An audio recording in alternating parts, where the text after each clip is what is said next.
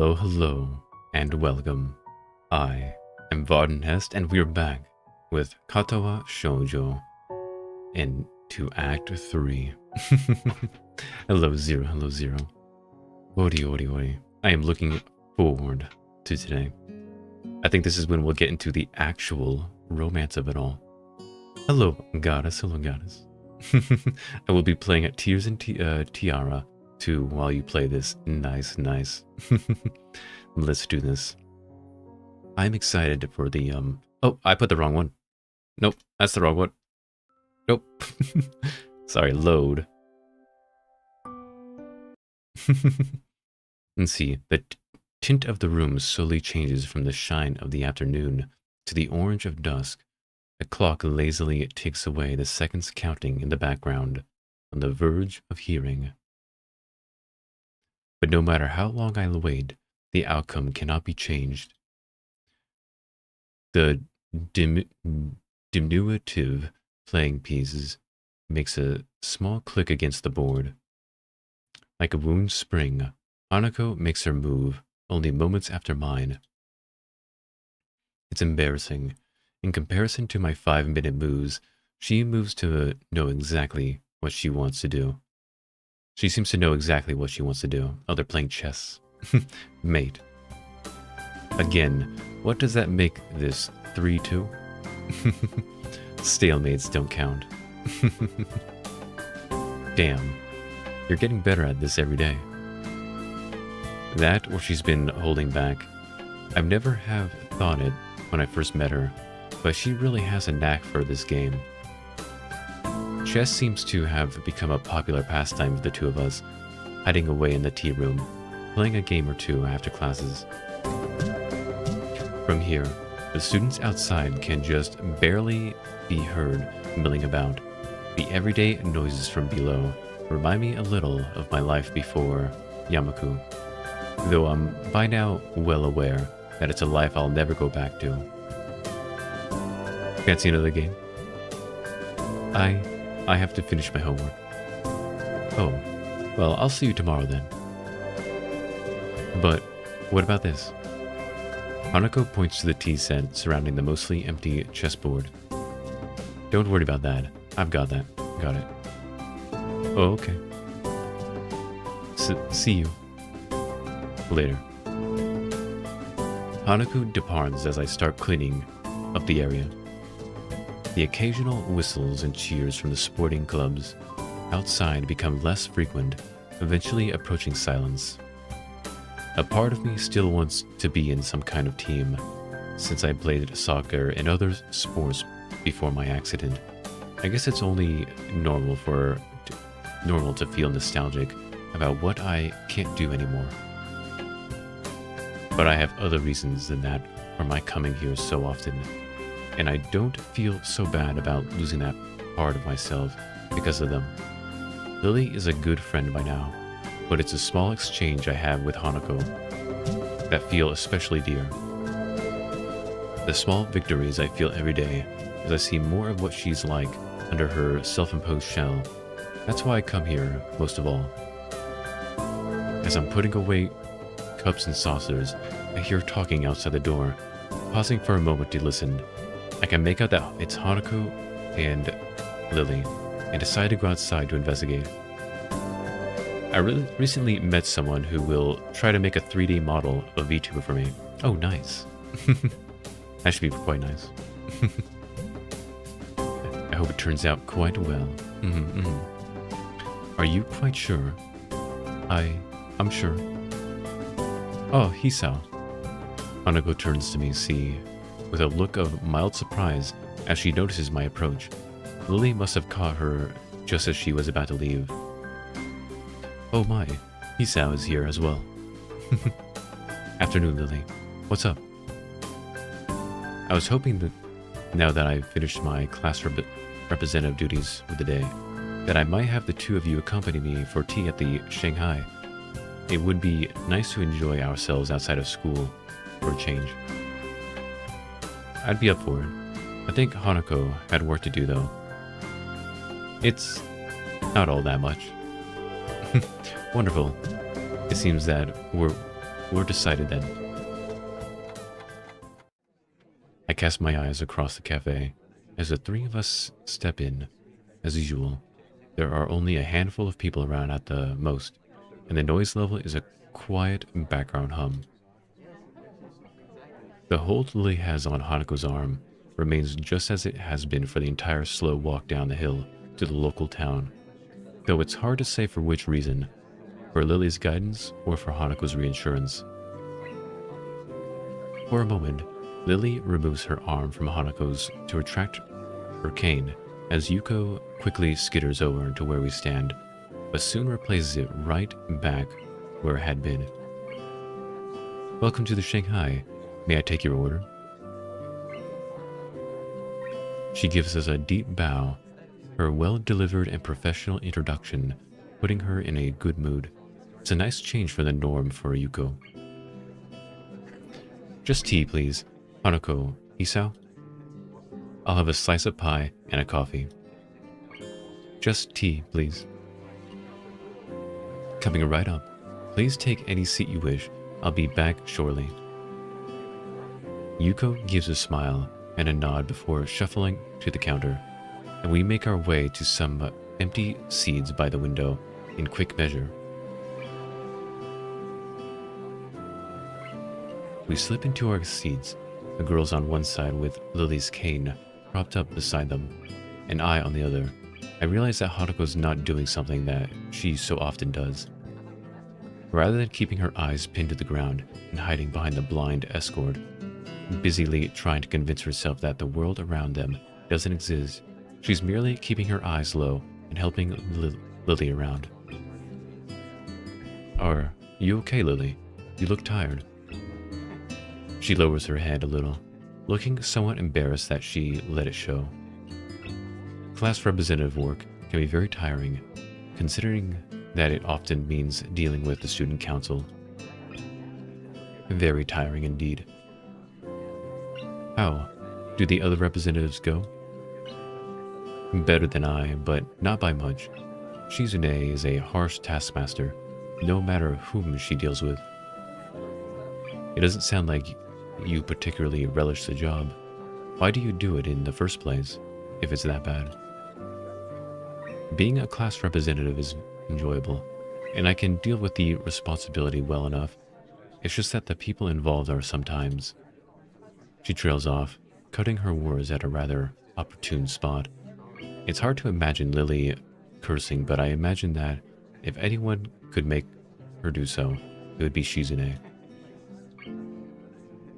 Hanako looks to be withering a bit in the light of such conflict, but before I can steer the topic away a little, she stands up. Hanako? I'll be back in a bit. With that, she leaves for the restrooms. I suppose that's one way to deal with the situation, if that was indeed her motivation. Lily, however, looks a little wounded. Don't worry about it. I don't think it was you. But I think she's been getting stronger recently. You've seen it yourself, right?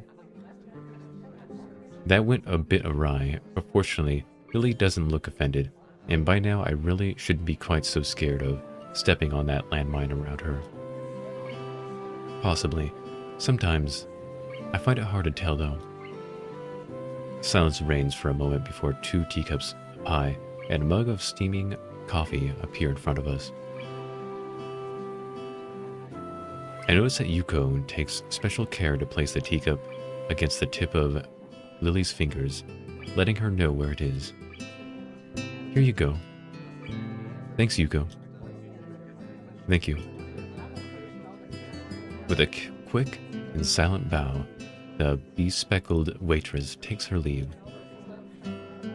Oh, that's right. I was meaning to ask you something, and now would be the right time to do so. I'm all ears. Hanako's birthday is coming up, and I was hoping that you might accompany me for a present shopping in the city this weekend. Hanako's birthday is soon. I suppose it would be a nice chance to cheer her up a bit. Like Yuko, she always seems to be teetering on the edge of either panic or depression, and I've never seen her enjoy herself much outside of our chess games.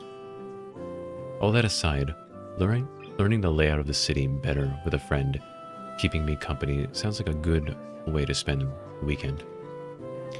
Sure, I'll be happy to. Have you got any plans for what to do for her birthday? Say a party or anything? Hello, Brother Doom. Hello, Brother Doom. Good to see you. Good to see you. Hanako being Hanako, perhaps a low-key affair would be... Lily suddenly cuts herself short, leaving me to wonder why she brings her teacup to her lips and begins to sip.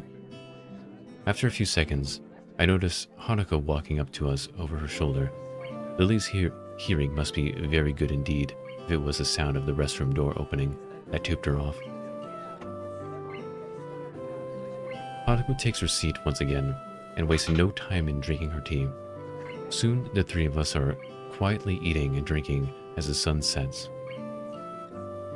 It's a nice way to spend the remainder of the day's light, and it makes me appreciate the quiet and serene surroundings of Yamaku.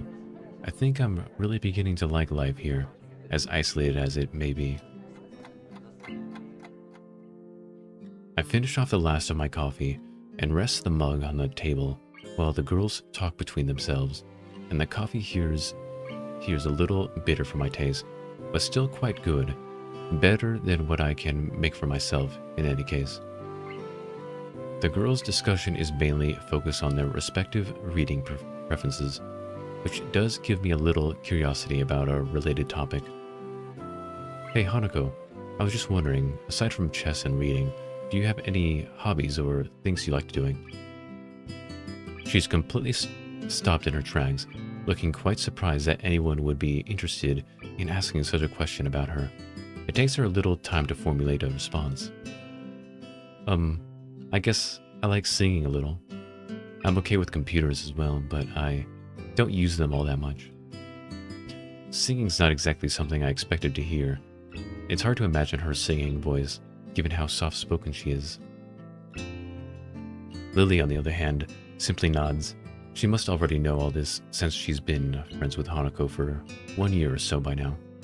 Oh nice, she likes to sing. That'd be good. I wish to hear her singing. Hello Zora, hello Zora. Good to see you, good to see you. Well, what about you? Me? She hesitates before quickly flickering her head up and down. It's only logical that she'd want me to talk about my hobbies after she's told me hers. There's chess, obviously, but also, there was soccer as well, though I can't really do that anymore.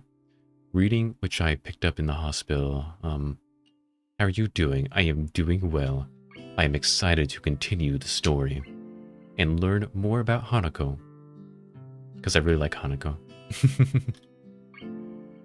This is surprisingly hard. Lily and Hanako look a little put off by the direction this is taking, and the more I think about it, the more I am too. It sounds as if you've picked up quite a few things since your accident. Lily's candor is coated with probably the most positive spin one could put on what I said. Hanako, however, is silent. If a situation becomes difficult, her reactions always seems to be withdrawing into silence in order to prevent things getting worse, that or physically retreating. A soft ringing gives us pause. As Lily reaches into her pocket, it becomes obvious that the sound's coming from her phone. Sorry. It's okay. Lily gives a quick nod before shuffling out of her seat and taking the call a little distance away to avoid disturbing the both of us. Must be nice to be popular. Hanako smiles, but she doesn't take up the hook for further discussion. Oh. I end up just sitting back and closing my eyes, relaxing as best I can. It's nice and peaceful here. I wonder what it'd be like to have grown up somewhere like this, rather than in the city. You come from the city? Looks like I found something she wants to talk about. Yeah, you could say I was a city kid though, through and through. It sounds like a lot changed. It did. I'm still not quite sure what to make of it all, though. It's a bit of a culture shock in more ways than one. You must have gone through something like this when you first arrived at Yamaku, right? I'd imagine most new students would. No, not really. Wait, what happened to her? Oh, her? What do you mean? She's perfectly fine in every way. Are you talking about the burns? Well, she did tell me that she was in an accident and that basically half her body was burned. Lily kind of reminds me of Mami from Madoka Magica. You know, I never got finished watching that. I think I started it, but then I never continued. I should watch it. I mean, it wasn't bad, what I saw. But yeah, she's very shy, withdrawn kind of person. And I believe it has something to do with the, her burns and, things like that. I think it's less about the scars. She's not embarrassed about the scars. It's just the people asking about how it happened. She's more scared of what happened, So she's half burned. Yeah, half burned. But I like her. I think she's the, in my opinion, I think she's the best of all the girls. Of course, that's my opinion. I like her. Hanako gazes a little to the side, looking unwillingly to go on. I tilt my head inquisitively, but a couple of seconds pass with no further answer. But can't we deal with that on Monday? The follow has hardly settled from the last. I understand. I'll try to talk her down. You know what she's like when she gets locked onto an idea. Yes, thank you. I'll talk to you later. Then, goodbye. Lily's conversation ends with the snap of her phone closing. She returns to our table, but doesn't take her seat. Need to go. Unfortunately, class representative work calls once again. I can come with you. It's all right, Hanako. I'll just be going straight to the student council. There's no need to spoil a fine evening on my account. Besides, if you were to accompany me on my way back to school, who would keep our poor Hisao company? Okay. I can join you for tea again later tonight, if you'd like. I may well need it. We agree on that plan, and Lily says her farewells to the both of us, taking her cane after Hanako passes it to her. Despite my offer to pay for Lily's share, she insists on giving us her portion of the bill, and gives her regards to Yuko as she takes her leave. And then we're alone. It may be all well and good to leave Hanako and me alone to have some time together, but all it typically means is the two of us sitting near each other in silence for a while. Isn't it ironic that half her hair covers her burned side? I don't think it's ironic. I think it's purposeful. She purposely grows that side longer to cover her face. But still, I think it works, I wonder what I must look like to Hanako. I never thought of myself as a scary person, but to have someone my age acting this way around me makes me intensely self-aware, as if it's my fault that she's so troubled. She might get more used to people if she were to stop being so cloistered in Yamaku, but then again, when even people much older than her react so strongly after a single glance at her face, she may well face the same way I do now. It's a real catch-22. If she stays in Yamaku, she won't get used to socializing, but if she leaves, any effort she might try would get thrown back at her by the people who can't deal with her scarring. Want to order something else to keep us going? We haven't had much of a dinner after all. Hanako brightens and nods vigorously, glad that I brought up the topic for her. I catch Yuko's gaze, and she dutifully comes over to take our orders. Would you like something else? I'll just have a sandwich special and a hot chocolate. Bit late for a coffee by now, Hanako. I'll have the same. With a nod and a bow, Yuko turns on the ball of her foot and returns behind the counter, where she busies herself fishing out bread and condiments and working the machine to make our drinks. Not a word is said between us until Yuko comes back. She smiles and gives us our food and drinks before moving to a customer who's called for her attention. I give up on the prospect of having much of a conversation with my companion and decide to just enjoy the meal, small as it may be. It tastes nice as does most of the food here. After leaving a few mouthfuls, I notice something missing, namely the sound of Hanako eating. Looking back to her, I see Hanako fidgeting a little behind her untouched sandwich. Not hungry? She shakes her head from side to side. Even as she does, the patch of her hair she keeps over the right side of her face still does its job in hiding it almost entirely. It's not that. Oh, I was all ready to have your share too. You looked troubled. Is something wrong? I'm startled by her thinking that I'm the one who looks troubled. But on second thought, she's probably right. My face may have given away my emotions without me noticing, and she's hardly a dim person, quite the opposite. We're friends, right? Friends? From the tone of her voice and shrieking posture, it looks as though I've hit yet another landmine. This is another reason why interacting with her is difficult. The self-imposed psychological barriers she puts up between herself and others, including me and most likely even Lily. It's a shame that... I think that we are. I'm a little taken off guard by Hanako's straightforward answer, all the more so since I was about to give up on getting any reply at all. I see. Am I wrong? Sorry, No, it's just hearing confirmation of that from you is reassuring. To pick up on what you said earlier, since coming to Yamaku, I've been a bit uneasy about how I should relate with others. I find myself chuckling a little.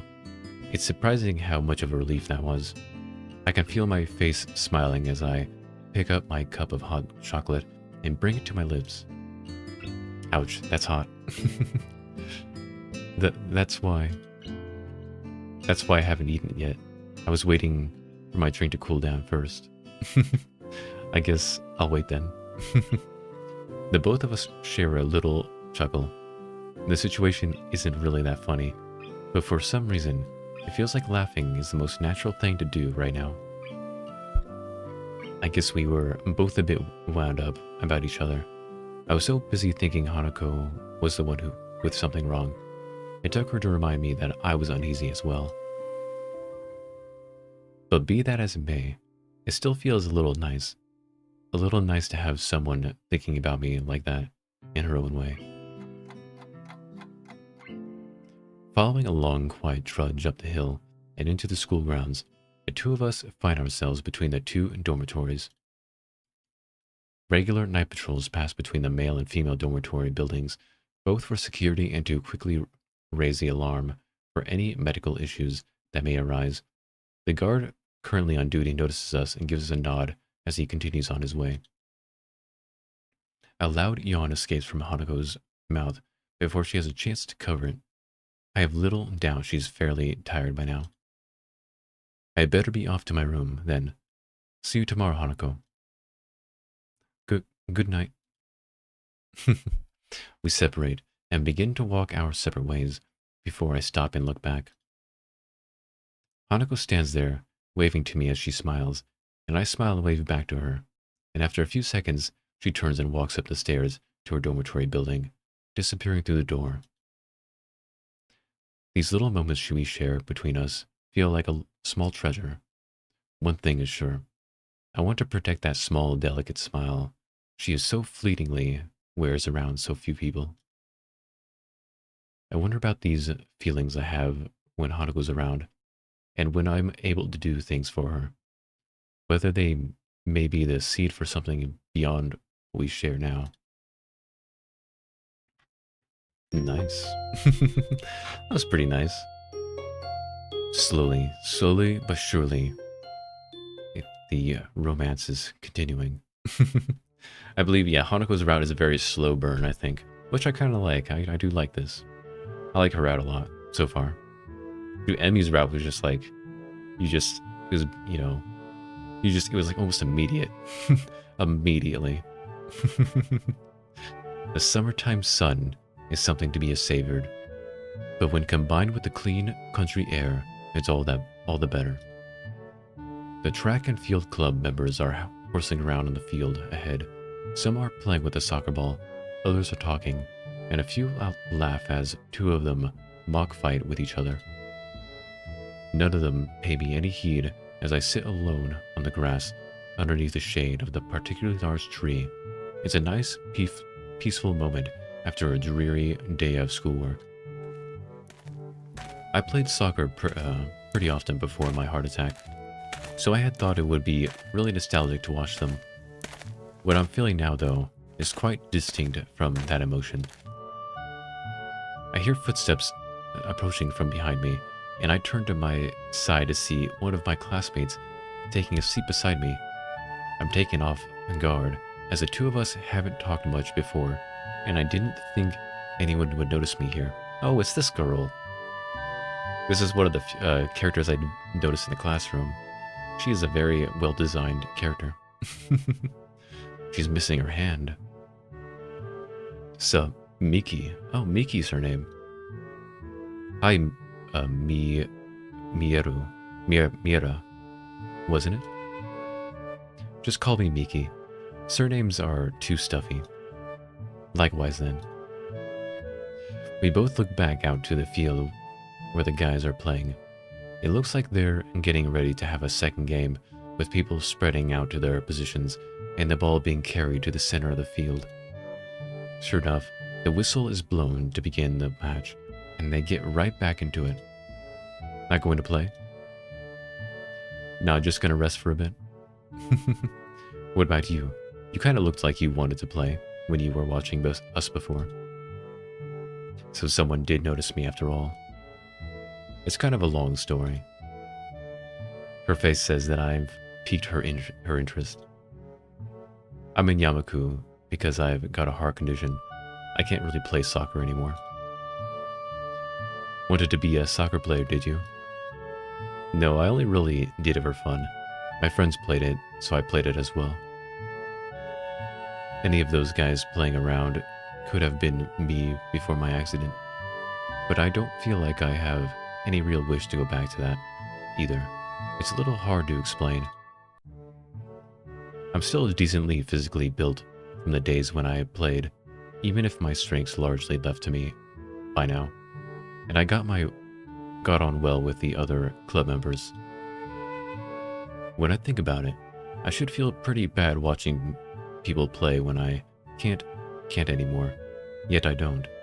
Maybe it's a good thing, a sign that I've gotten over it, and that I'm ready to become a new person. Sorry, I'm kind of rambling. It's cool. I'm actually glad to hear that. It sounds like you really have your stuff together. Some of the people come to Yamaku are pretty messed up at first. So you're a member of the track and field club then? Yep. Been in it since I first arrived. Don't suppose you're friends with Emmy? Short, fast runner, no legs. I don't think there are all that many female track and field members. Emmy. Everyone knows about her, don't they? But nah, I tend to get on better with the guys, so me and Emmy don't really talk much. Anyway, what about you? I'm not really into any clubs, real clubs anyway. You've been hanging around with Hanako and that blonde Amazon though, right? Blonde Amazon. I suppose Lily has that height to fit that description. If nothing else, I nod in response, without making too fine a point of things. Then don't worry about it. As long as you've got some friends, you don't need to join a club. A loud whistling from the field attracts our attention. One of the players is on the ground, clutching his leg, and the other stopped playing to jog up to him, leaving Miki grimacing. Ouch, that looks painful. That guy really has bad luck. As she continues to look out onto the field, I can't help but being reminded of her own injuries her left arm ending in a stump rather than a hand, and has been bandaged for the entire time I've been in Yamaku, and her injury doesn't seem that new. She turns to talk to me again and catches me looking. Both of us sit in awkward silence as she takes her bandaged arm and holds it in her lap with the other remaining hand. Sorry, I guess I'm still a bit. It's fine, really. Her tone is light, but neither of us says anything afterwards. Every disabled student here has their own way of dealing with their problems, and some finding their conditions troublesome is only natural. I'm included among them, after all. The injured guy from the soccer game manages to get onto his feet with some help, and ends up hobbling off the field with one arm over the shoulder of another for support. Probably just pulled a muscle if he can still manage to walk. The whistle blows again, and the game continues once more with one less man on the field. Hanging out with Hanako and that blonde girl, you keep some pretty strange company. How so? It's just that Hanako's kind of, I don't know, shy. No, it's not really that. It's just she's got some issues, I think. I can't really put it in a nice way. Not that I don't think she's a nice person, though. She's perfectly nice. Just hard to deal with. I mean, yeah, Hanako does have some issues other than shyness. It definitely goes beyond shyness.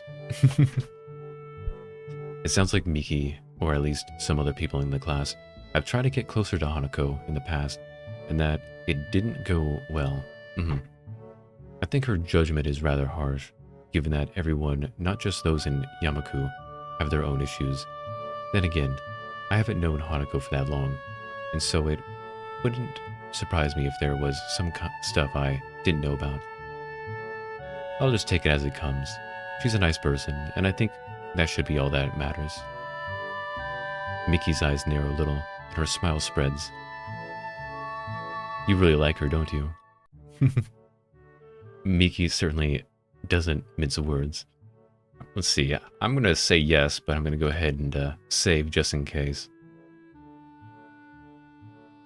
I guess I'll save here. I'm going to admit it. To be completely honest, yeah, I do. I'd appreciate it if you didn't tell anyone. Hey, whoa, you can trust me. No problems there. Oh no, is admitting it bad? To be honest, I think it's kind of cute. If you want to go for it, don't let me stop you. Thanks. She may say that, but she was just talking about Hanako having issues.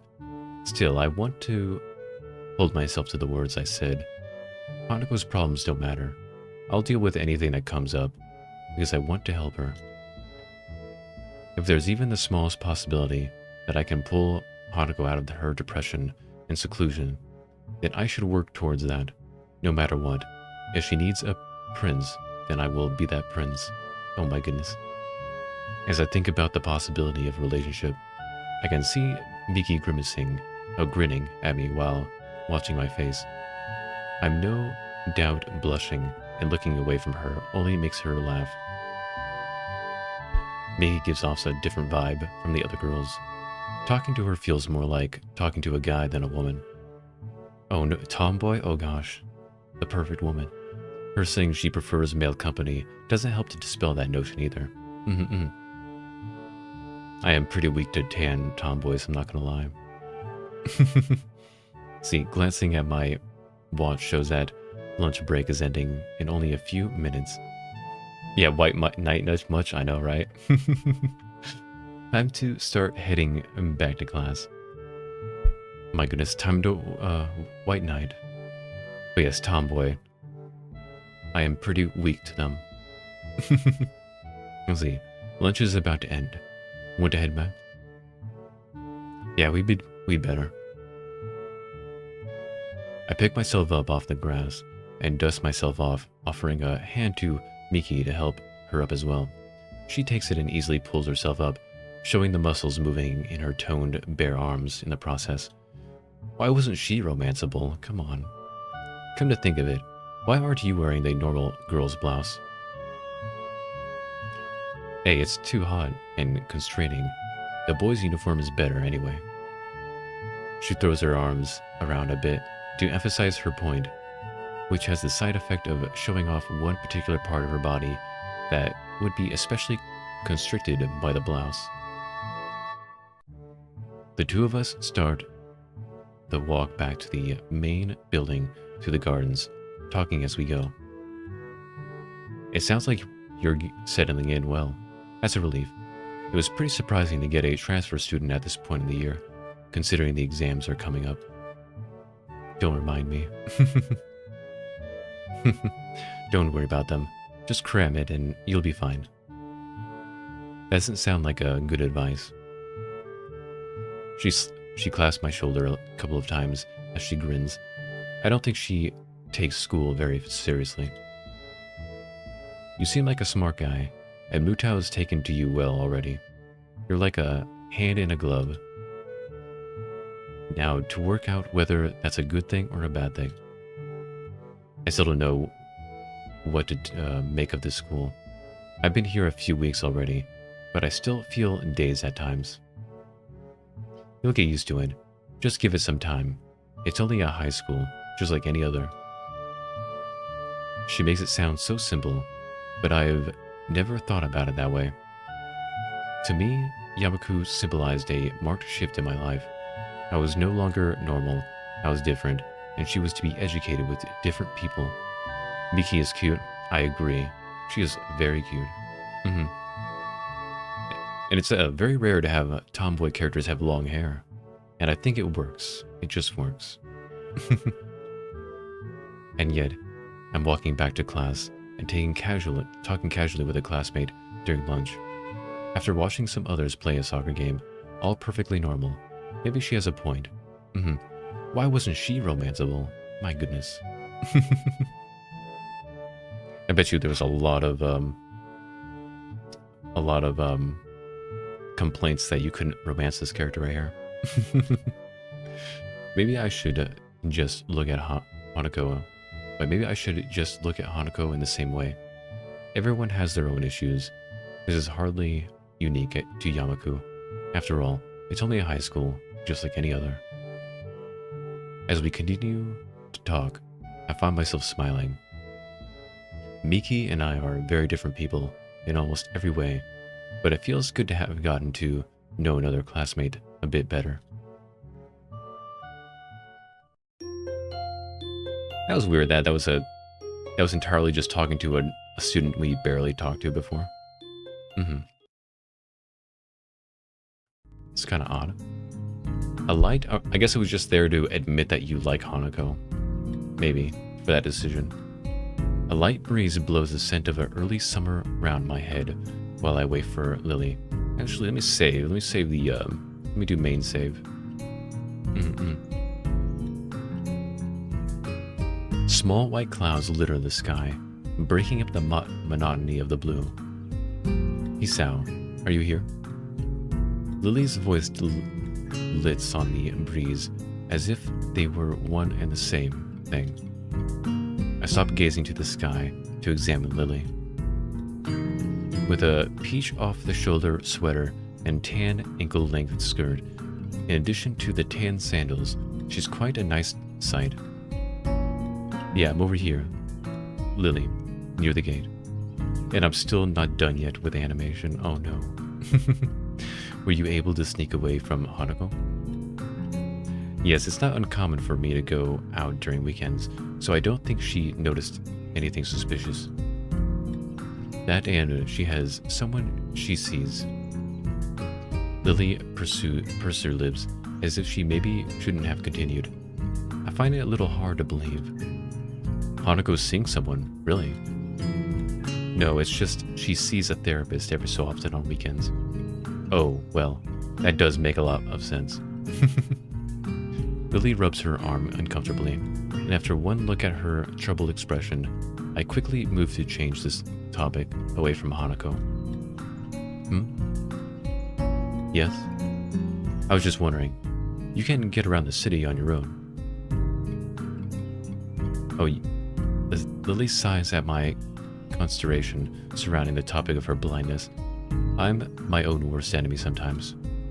I can, yes. It's easier when I'm out with a friend or my sister, though.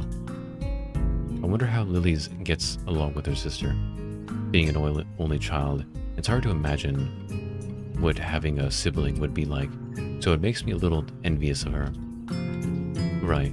Well then, the bus arrives in a few minutes, so we should probably get a move on.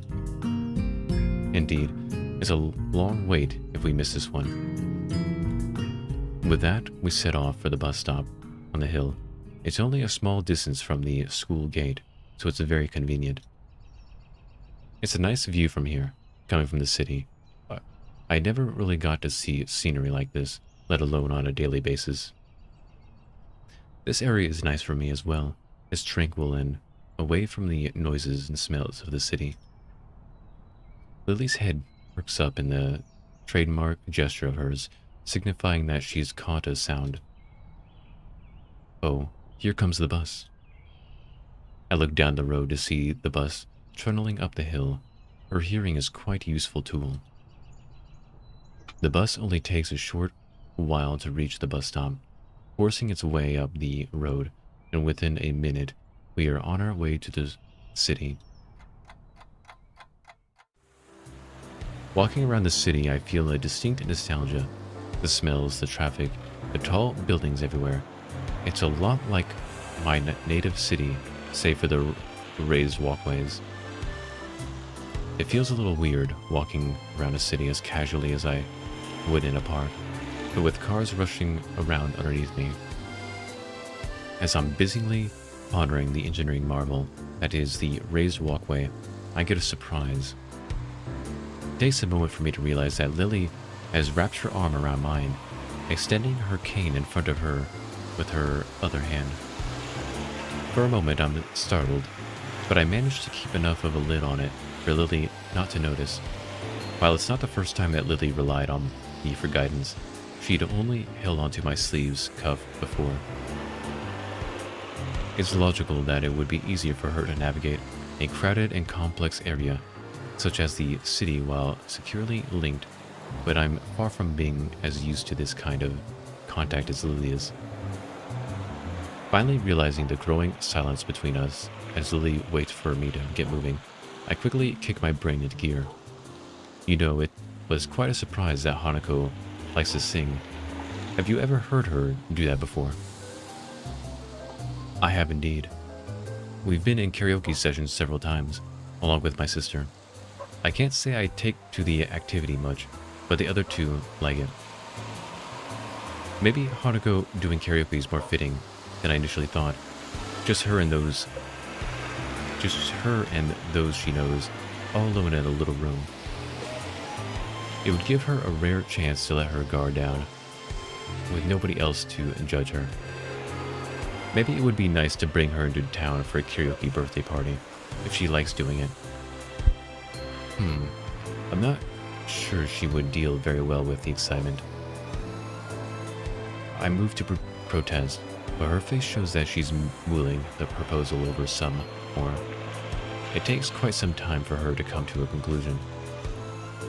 Then again, the best thing we can do for Hanako at this point is to try to create some pleasant birthday memories. Continually treating her as if she's abnormal won't help. I think you're right.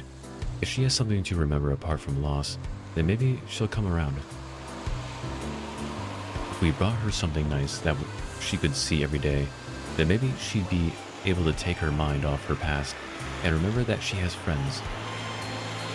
And in any case, I think Hanako can handle something like this. In the time I've spent beside her, I've learned that she isn't quite as frightful and fragile as I first thought she was. So shall we be off? I'm not really sure about the layout of this area. Very well. I might like to suggest having something to eat first. I haven't either, so that sounds like a good plan. Make sure you choose a nice place, Hisa. She gives a teasing smile, one that makes me smile reflexively, in response even if she can't see it. See that? I'll make very sure I do. Don't worry about that. Once inside, I order 2 slices of pie and accompanying cups of tea and take them back to our table. I pegged this cafe as the type to appeal to Lily, small and quiet, but well kept and somewhat upscale. Going by the dainty smile she wears, I don't really know if I chose right. It's very rare, very, very rare to not see her smiling after all. Nevertheless, I take a seat near her at one of the corner tables and lay down our small meals. Lily gingerly brings her head over a slice of pie placed in front of her, delectably taking the aroma. Lemon pie, is it? Thank you, Hisao. No problem. The tea's just next to it, so be careful not to knock it over. She nods appreciatively, but judging from the slightly weak smile she has, the warning wasn't really necessary. I suppose the sound must have tipped her off to its position. We both tuck it into our food without further ado, both of us remaining largely silent as we do so. Lily isn't the type to appreciate discussion while eating, and I can't say I like it either. Eventually, we finish both our meals, and the last of our teacups follows in short order. Lily's the first to break the silence. That was very nice. I must say you've chosen quite well, Hisao. This is the first time I've really had much of a look around the city, so all I could really do was choose somewhere that looked nice. Damn, sorry. I feel really bad for inadvertently bringing up the subject of sight around Lily, but she doesn't appear to mind much. Quite the opposite. She almost looks amused by my awkward attempt at an apology. You are thoughtful, Hisao, but sometimes I fear that it gets the better of you. There is no need to change your speech on my account. Lily truly is pretty comfortable in dealing with her condition. I still hasten to change the subject, as I can't really say that I share her confidence in the matter. Have you lived here for very long? It seems like you have this place pretty much sorted out. She quickly waves her hand in front of her face to dismiss the notion. It's nothing like that. I've attended Yamaku since the start of high school, but I didn't walk around the city very much because of Akira, my sister, picked me up and dropped me off. Oh right, you mentioned not living in the dormitories until recently. It's quite a surprise. I just assumed she'd been living here since entering Yamaku, at the least, which would give her a few years or more here. I've lived with my family for most of my life. Then I was just together with my sister. With my family having moved to Inverness long before, and Akira working longer hours, I ended up having to move. Inverness? Is that somewhere in Scotland? Oh, did I not tell you? My family currently lives in Scotland, and the birthplace of my mother. My father's side is mainly Japanese, though. Oh, you're Scottish and Japanese. The question of what gave Lily her looks did cross my mind every now and again, but I never thought to ask. That answers that, then. To be honest, I've never have guessed, considering you have no accent. I'm guessing you were born here. Cool marks. I am thankful for my heritage, though, as without it, I'd likely have not been taught English so early in my life. And what of you, Hisao? What about me? She gives a moment of thought. She probably should have thought of what to ask me before switching the topic. I'll go with, what are your plans for the future? To be honest, I haven't thought much about that recently. After my accident and subsequent months in the hospital, enjoying my life here with you and Hanako has been enough for me. In fact, I don't think I've thought at all about a future for some time now. It seems almost futile. This is your last year of school. After this, you will have to fend for yourself one way or another. It's not like I don't know that. I just haven't put much thought into it since then. She opens her mouth to continue, but gives a small sigh instead. She seems to have realized that she really doesn't know enough about my situation to go too deeply into this. Well, we all have our pace. I just hope you'll take any chance you see. I understand. I'll think about it. As we walk back onto the city, Lily takes a hold of my arm once again. So did you get any good ideas for a present? To be honest, no. I've never been very good at picking them. As absurd as it sounds, perhaps we should just look around. Hearing Lily utter those words throws me for a moment. Right. How do we do that? That's just the reaction I was expecting. It's simple. You can go window shopping and just tell me what is around. If something interesting comes up, then we might get an idea. Right. I'm still not so sure of this, but I'll take your word for it. I think we'll manage. Hanako, my sister, and I managed to do it well enough. With Lily's simplistic and rather optimistic statement, we set off into the shopping district of the city, and I start describing everything I see to Lily. It's hard to think of Hanako going window shopping. She doesn't feel like the type to place much stock in fashion, nor have I noticed her reading magazines or the like. In fact, all I think I've really seen her do as a hobby is read books. There's a housewares shop just ahead. Looks like it's mostly crockery, though. I can't think that she'd have much of a need for that. And what type of message would that send to her? Cook more food? That's not a bad idea, right? Maybe. Sometimes it's best to leave those things alone, Hisao. Once again, I get the feeling that Hanako's exploits in the kitchen aren't always successful. Lily must have had to help her with that sometimes. Let's see. Next along is bookshop. That seems like a good one. She's always reading. Yes, but there are a few problems with books. I'm not quite sure what she has and hasn't read. I'm almost done with the animation. Nice, nice. What about a gift card then? There's nothing as impersonal as giving someone a gift card. It's like saying, I don't know enough about you to work out what you'd like. I always thought of it as making sure they got what they wanted. Giving people gifts is supposed to show them the level of affection you have for them. If you can't decide on a simple gift for them, then how much could you think of them? Right. No gift cards. Shoot, anytime I got gift cards, I never used them. I don't think I've ever used a gift card. Let's see. There are only 2 dramatic moments left. Nice. Lily seems overly passionate about this, but I can see her point.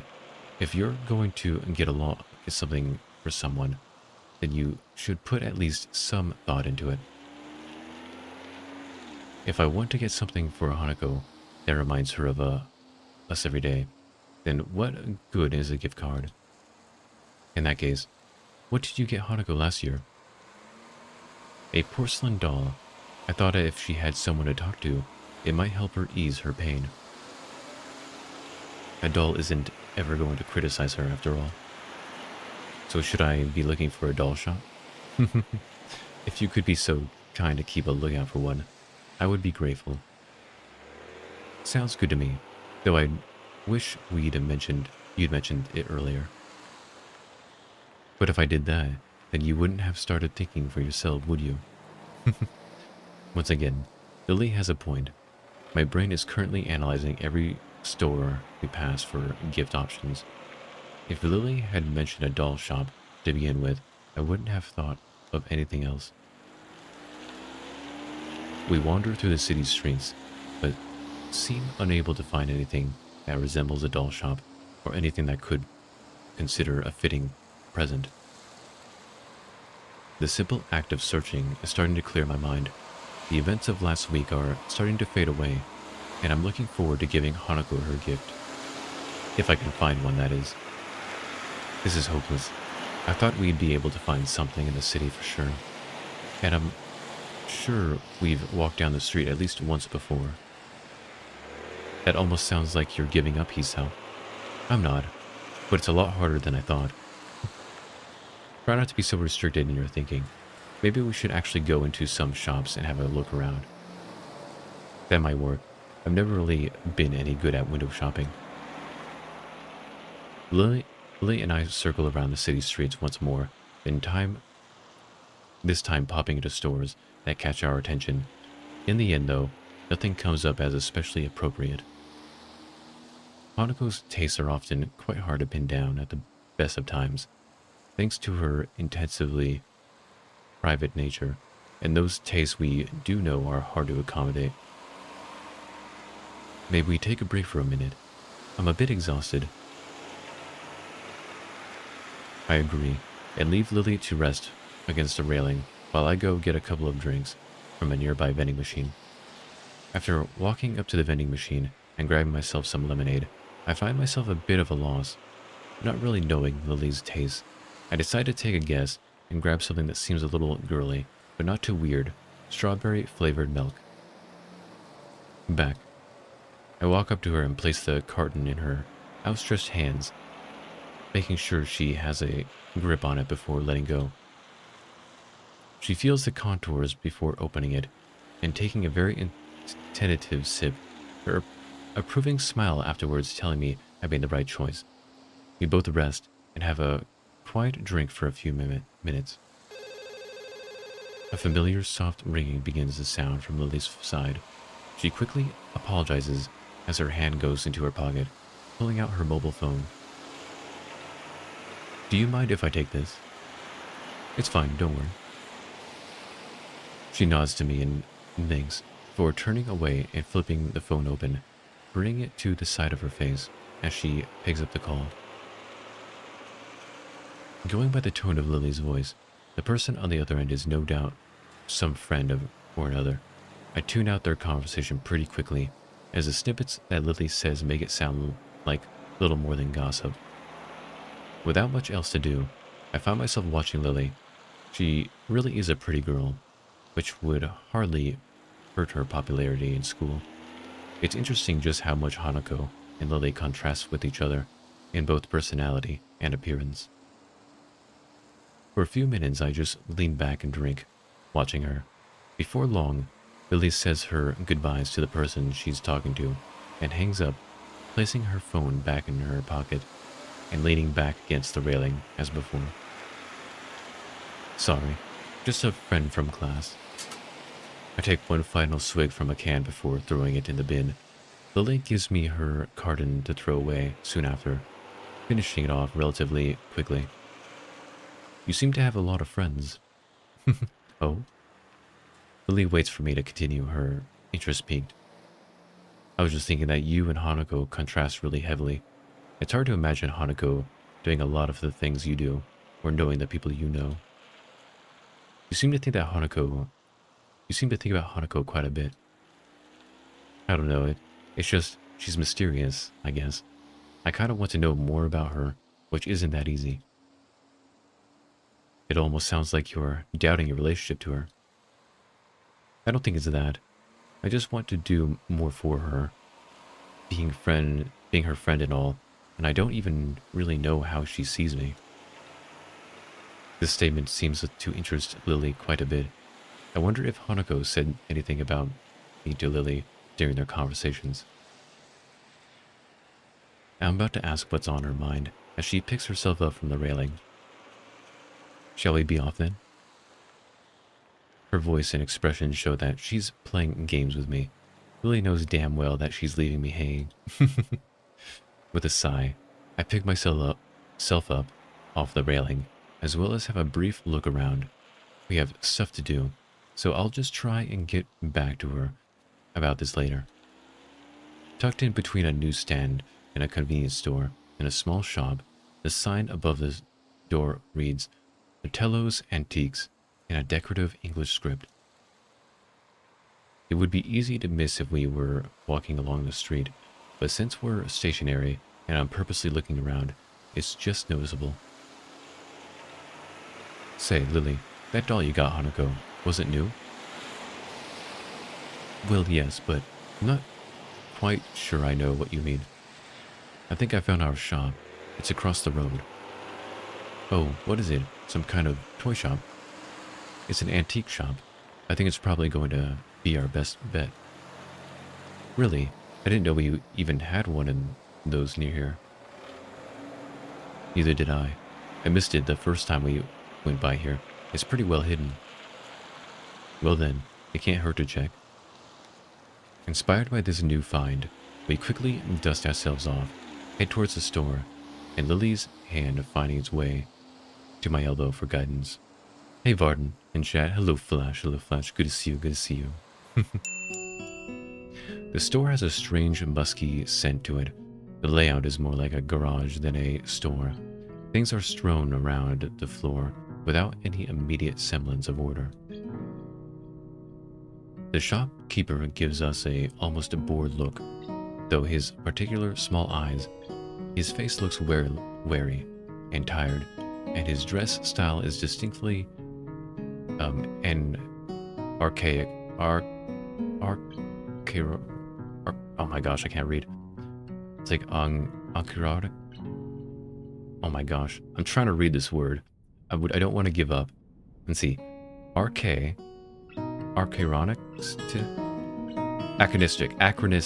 Acronistic. Oh my gosh, acronistic. He gives us a polite nod of welcome before going back to his book. I read the word. Lily holds tightly onto my arm, and I find myself having to split my efforts between making sure we don't miss a potential gift for Hanako and making sure Lily doesn't inadvertently bump into anything. The task is quite difficult given the haphazard way the store is laid out, and the many things poking out of the shelves there on or sitting on pieces of furniture, but eventually we safely arrive at an old desk covered in dolls and teddy bears. I think this is the right place. There's pretty much every kind of doll you could imagine here.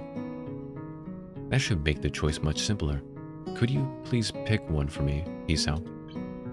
I had a feeling that it would come to this. I picture Hanako in my mind and try to imagine which of the dolls before me would suit her the best. My eyes wander across the collection. Each one is as exquisite as the one before it. The sheer number of styles is boggling, but eventually one catches my eye. Here, what about this one? I pick up a small porcelain doll that looks to be at least somewhat affordable. Dressed in a Victorian-era green dress with a little brown hat sitting atop its blonde hair. It looks a little like Lily.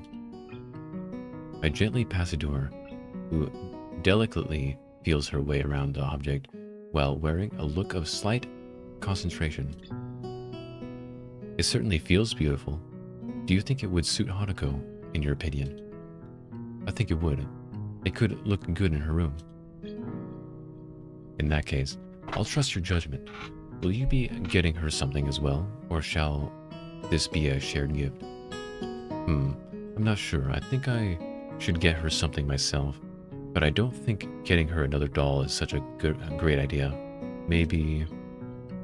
I let my voice trail off as I look around the shop, resting on a writing table not far from us in a decorative box that catches my eye. Wait, here, I think I found something. My, that was fast. I gingerly walk through the collection of crystal glassware and pick up the box. The wooden sides are covered in carvings depicting ancient battles around a castle. The top, however, looks far too familiar. Alternating squares of white and black varnished wood are arranged on the lid. That's a really nice item. It's a chess set from overseas. The store owner's sudden appearance startles me a little. I didn't see him approaching at all. I suppose he's trying to help us because we don't really look like we know what we're looking for. Or on the other hand, maybe he wants to keep an eye on us because he suspects we might shoplift instead. I'm looking for a present for a friend. I see. In that case, this chess set would make a fine choice. Realization floods into my mind. This is a pretty good-looking set, but this is an antique shop. They're not well known for their bargain prices. How old is this? This is a reproduction. My best estimate is that it's about 5 years old. I see. How much? He thinks a little before telling me, which is slightly disconcerting. I'll let you take this now for 7,000 yen. I balk a little. I wasn't expecting to spend that much, but this does seem perfect. And again, maybe that's a testament to how well he worked out how much he could make me pay. Couldn't make it 5,000. 5,500, no lower. I'm sold. Oh, we'd also like to get that doll. The store owner looks over my shoulder, focusing on Lily and the doll in her hands. His eyes narrow, and he visibly takes a moment to switch mental gears. In the process, his smile drops slightly. Ah, I guess that means that not everything in the store is a reproduction. Are you quite sure that you want that doll, miss? I trust my friend's judgment. I see. Oh, no offense. None taken. If you could please wrap it up for me, it would be appreciated. Store owner, it's quality work. I couldn't let it go for less. I know, I feel like he's trying to fleece us. Oh my goodness. Yes, of course, but it is 20,000 yen. Lily reaches into her purse and presents 4 crisp-looking 5,000 yen notes. Just pays. Here you are, 20,000 yen. Doesn't even think about it. The storekeep dutifully takes them and the doll and proceeds to the counter. I take Lily's arm to guide her there. Are you sure about this? It's okay. I have the funds I need. As I said, I trust your judgment. I feel a little guilty on 2 fronts. Firstly, because Lily has just spent a lot of money on my recommendation, and secondly, because I have a feeling the value of my gift isn't high enough. Nevertheless, Lily does seem to get somewhat awkward whenever the mention of money comes about. She's very rich, I believe. I had the shopkeeper I hand the shopkeeper my present, and the money for it in turn. He puts the cash into the register before busying himself with wrapping the doll and repeating the process on the chessboard. Eventually, he finishes the gift wrapping and hands us both our presents. Please be careful on your way back, and do come again. Thanks. Indeed, thank you very much. The store owner bows deeply to us as we leave. Well, it did take us all day, but we found something in the end. That we did.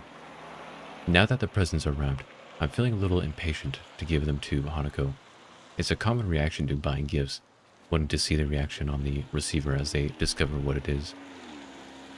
And part of me wants to return to Hanako, just to confirm her condition with my own eyes. So should we head back? Let's. We've done a lot of walking today, so I shan't mind taking a rest back at the dormitories. Lily's right. Now that the need to find a shop is over, my legs are feeling quite tired. $129.55 US for the doll. That's a pretty expensive doll, but not nearly as bad as I was thinking. Certainly expensive, but it is an antique store. Well then, back to the school for us. I'm looking forward to resting for a bit too. Lily holds out her arm, and I link mine with hers. Together, we make our way back to the bus stop.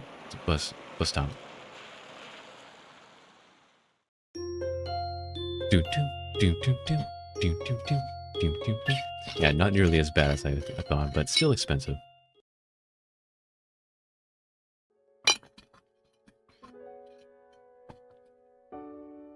Then again, this I believe this game was made in the early 2000s, like early to mid 2000s.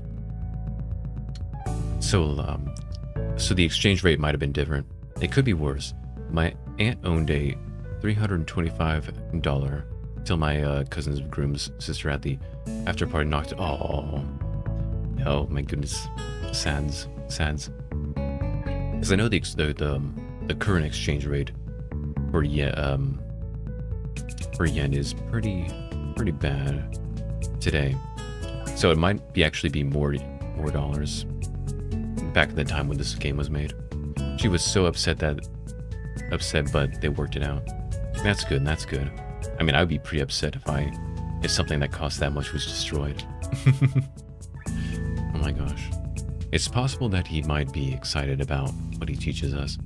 Sometimes he can display an awkward spark of passion for it, as if he's starting to get into the material. Most days, however, are like this one. What we're covering is fairly simple, so I find it increasingly difficult to keep my concentration on him. It's not too long until my legs begin aching again, which only makes it even harder. I just realized I forgot to save. Okay, save. There you go. I'm almost starting to regret walking around the city yesterday with Lily. Why would you regret that? Since leaving the hospital, I've done very little physical exertion. Walking to and from the local corner store hardly counts, despite Emmy's attempts when I first arrived in the Yamaku. I have largely given up on the idea of ever returning to my old level of fitness. I have little doubt that's why walking around town for so many hours has made me quite so sore. It's depressing. It reminds me of one more thing I can't do since I had my heart attack. It makes me feel pathetic. Now, Ikizawa? It's odd for Mutao to ask Hanako a question, but not unheard of. She quickly jumps to her feet and, a little startled, and immediately pins her eyes onto him. This art that right here, when she's like surprised, she looks really cute when she's like that. It's like, what? She knows that Mutao calling on her is rare, so all eyes in the classroom are going to be on her. This way, she doesn't run the risk of making eye contact with anyone else. Yes? In this particular example of redox reaction, the combustion of methane reaction actually produces one more product than is listed. That product is... Even though it's a softball question, she timidly waits a bit before answering, biting down slightly on her lower lip, as if to keep her concentration. Heat? Well done. This is an exothermic reaction, with the reaction giving more heat than is put into it. Receiving a nod from Mutao, Hanako takes her seat once again and gives a relieved sigh. A shaky start, but it's something. It'll be nice to take her out for her birthday, somewhere different from the usual isolation of her room and the tea room. With the progress she's made until now, I don't think she'll have much of a problem going to the city. Right then, for the remainder of this class, I'd like you to work in groups of 3 or 4 on the problems in Chapter 12. I'll be here if you need me. Mutao sits down behind the desk, pulls some loose sheets out of a folder, and starts on some kind of paperwork of his own. I thought teachers were supposed to do that kind of thing after class, not during. Regardless, I look to my right and to pick out someone to form a group with. Given the 2 smiling faces hovering near mine, I don't think I'm going to get much to say in the matter. But I want to work with Hanako. I suppose we have a group then. Hichan, you want to work together? Okay. That's great. It's really been a while. The class begins the process of noisily shuffling the desks around, with Shizune doing the same as she puts hers in front of mine. She's a little lucky to not be able to hear the din of the classroom, which is loud and enough to cause some discomfort. Truth be told, working with Shizune and Misha is probably a good outcome. Shizune and I are pretty good at this subject, and Misha has really nice handwriting. As I look to Misha, I notice a tall figure behind her. The shadow catches Misha's attention, as well as she turns to face the dark-haired observer. Could Afternoon, Hanako. Hello. Shizune finally notices Hanako. After looking up and following the gazes of Misha and I, in quick measure she taps Misha on the shoulder to get her attention before signing away. Shi-chan says if you're looking for a group, you can join ours. Hanako looks down and blushes a little at the offer. Out of all the people in the class, Hanako's most familiar with the three of us, so it's reasonable that she come to us first. Then again, for her actually coming up to a group with the intention of joining them, is something she apparently very rarely did before. Yay, we have her now. He leaves briefly to drag her desk over, and Chizune and Misha wheel back to me as soon as her back is turned. I guess we get to play again, Hichan. You hardly ever play with us anymore. I wonder why. You two always seem to have some ulterior motive. That hurt, Hichan. I'd almost think you were insulting me. But it's Hichan, so I know that you're joking. Such a great sense of humor about it. It'd be awful if someone were to take advantage of your good nature, like making you help them with their work. Wahaha. Shizune seems excited for a second, a little surprised that I'm willing to challenge her. But when she sees Hanako coming back, she backs off with a smile. I guess the mind games are over early today. Hanako gently sits down, her desk in front of Misha's. Her eyes are locked downward, and I'm left wondering, why until I look around the class?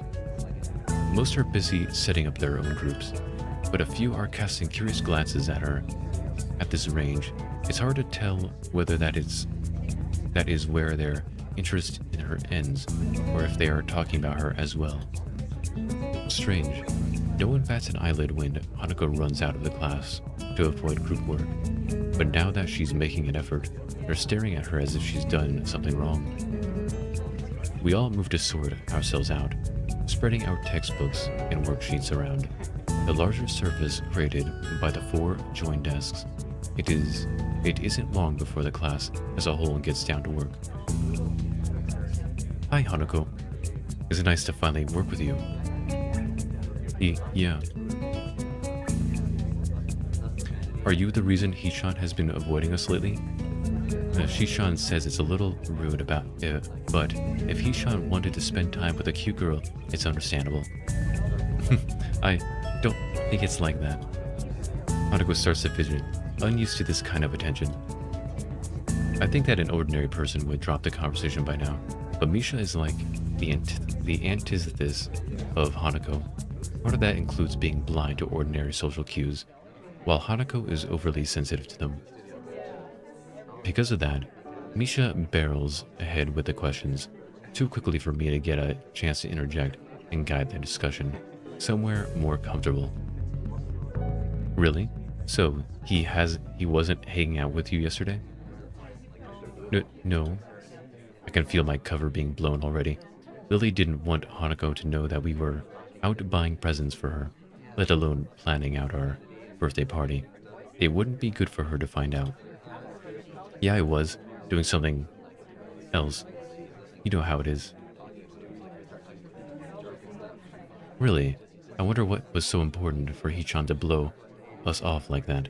If it wasn't to spend time with Hanako, then what could it be? It's really interesting. Now this is starting to feel like an interrogation. I'm surprised at how Misha is able to exert such feelings of pressure without actually intending to. Were you with Lily? Out of nowhere, Hanako managed to stumble out an answer. She may be dreadfully quiet and shy, but she's very intuitive. What makes you say that? Yesterday, Lily said something similar. Suspicious Hichan, I demand that you explain yourself. Hey, shouldn't we be doing the assignment? But it's so mysterious. Even Hanako wants to know. I turn to look at Hanako. It's true from the expression on her face. It's obvious that she wants to know as well, and I think we're past the point where I could weasel out of having to provide an explanation. I apologize to Lily in my mind. She really did want to keep it a secret, but now it doesn't seem possible anymore. I feel a rush of conflicting emotions, so jumbled that I can't readily identify them, but they crash around in my head as I try to calm down and speak. All right, I'll tell you. I went into town with Lily, but it wasn't what you think. Lily and I were, for Hanako's birthday, the cat is out the bag, but it looks like Hanako is taking a little better than I thought she would. A brief silence passes around our little group as Shizune and Misha look at each other. Sheepishly, I can tell that they didn't expect their game to turn out like this. Misha looks up to Hanako in order to apologize, then pauses. Hanako is staring at the middle of her desk and barely moving, a molded expression on her face. I guess I was wrong about her taking it well. Hanako, I'm sorry. There's a few seconds pause, but Hanako lifts and shakes her head. It's okay. Her expression looks odd, like she's very tired. That doesn't seem natural, but it's nothing alarming. Nobody really wants to continue with the current conversation, so we open our textbooks and begin our group work. This is pretty dull. While the equations we're supposed to work out as a group will take a while, most of it is going to be boringly mechanical. Oh no, is things going bad just because we were buying presents for her in secret? Oh no. It also doesn't help that while that didn't go as bad as it could have, it has left an awkward atmosphere around us. Still, we manage. Shizune's face betrays that she has about the same expectations of our work as I do, and the two of us begin to write our group results. Who knew being a secret Santa could go badly? I know, right? It's like, oh, I went to secretly, get presents for you. How dare you? I doubt that's the actual reason. It's probably because I was hanging out with Lily or something like that.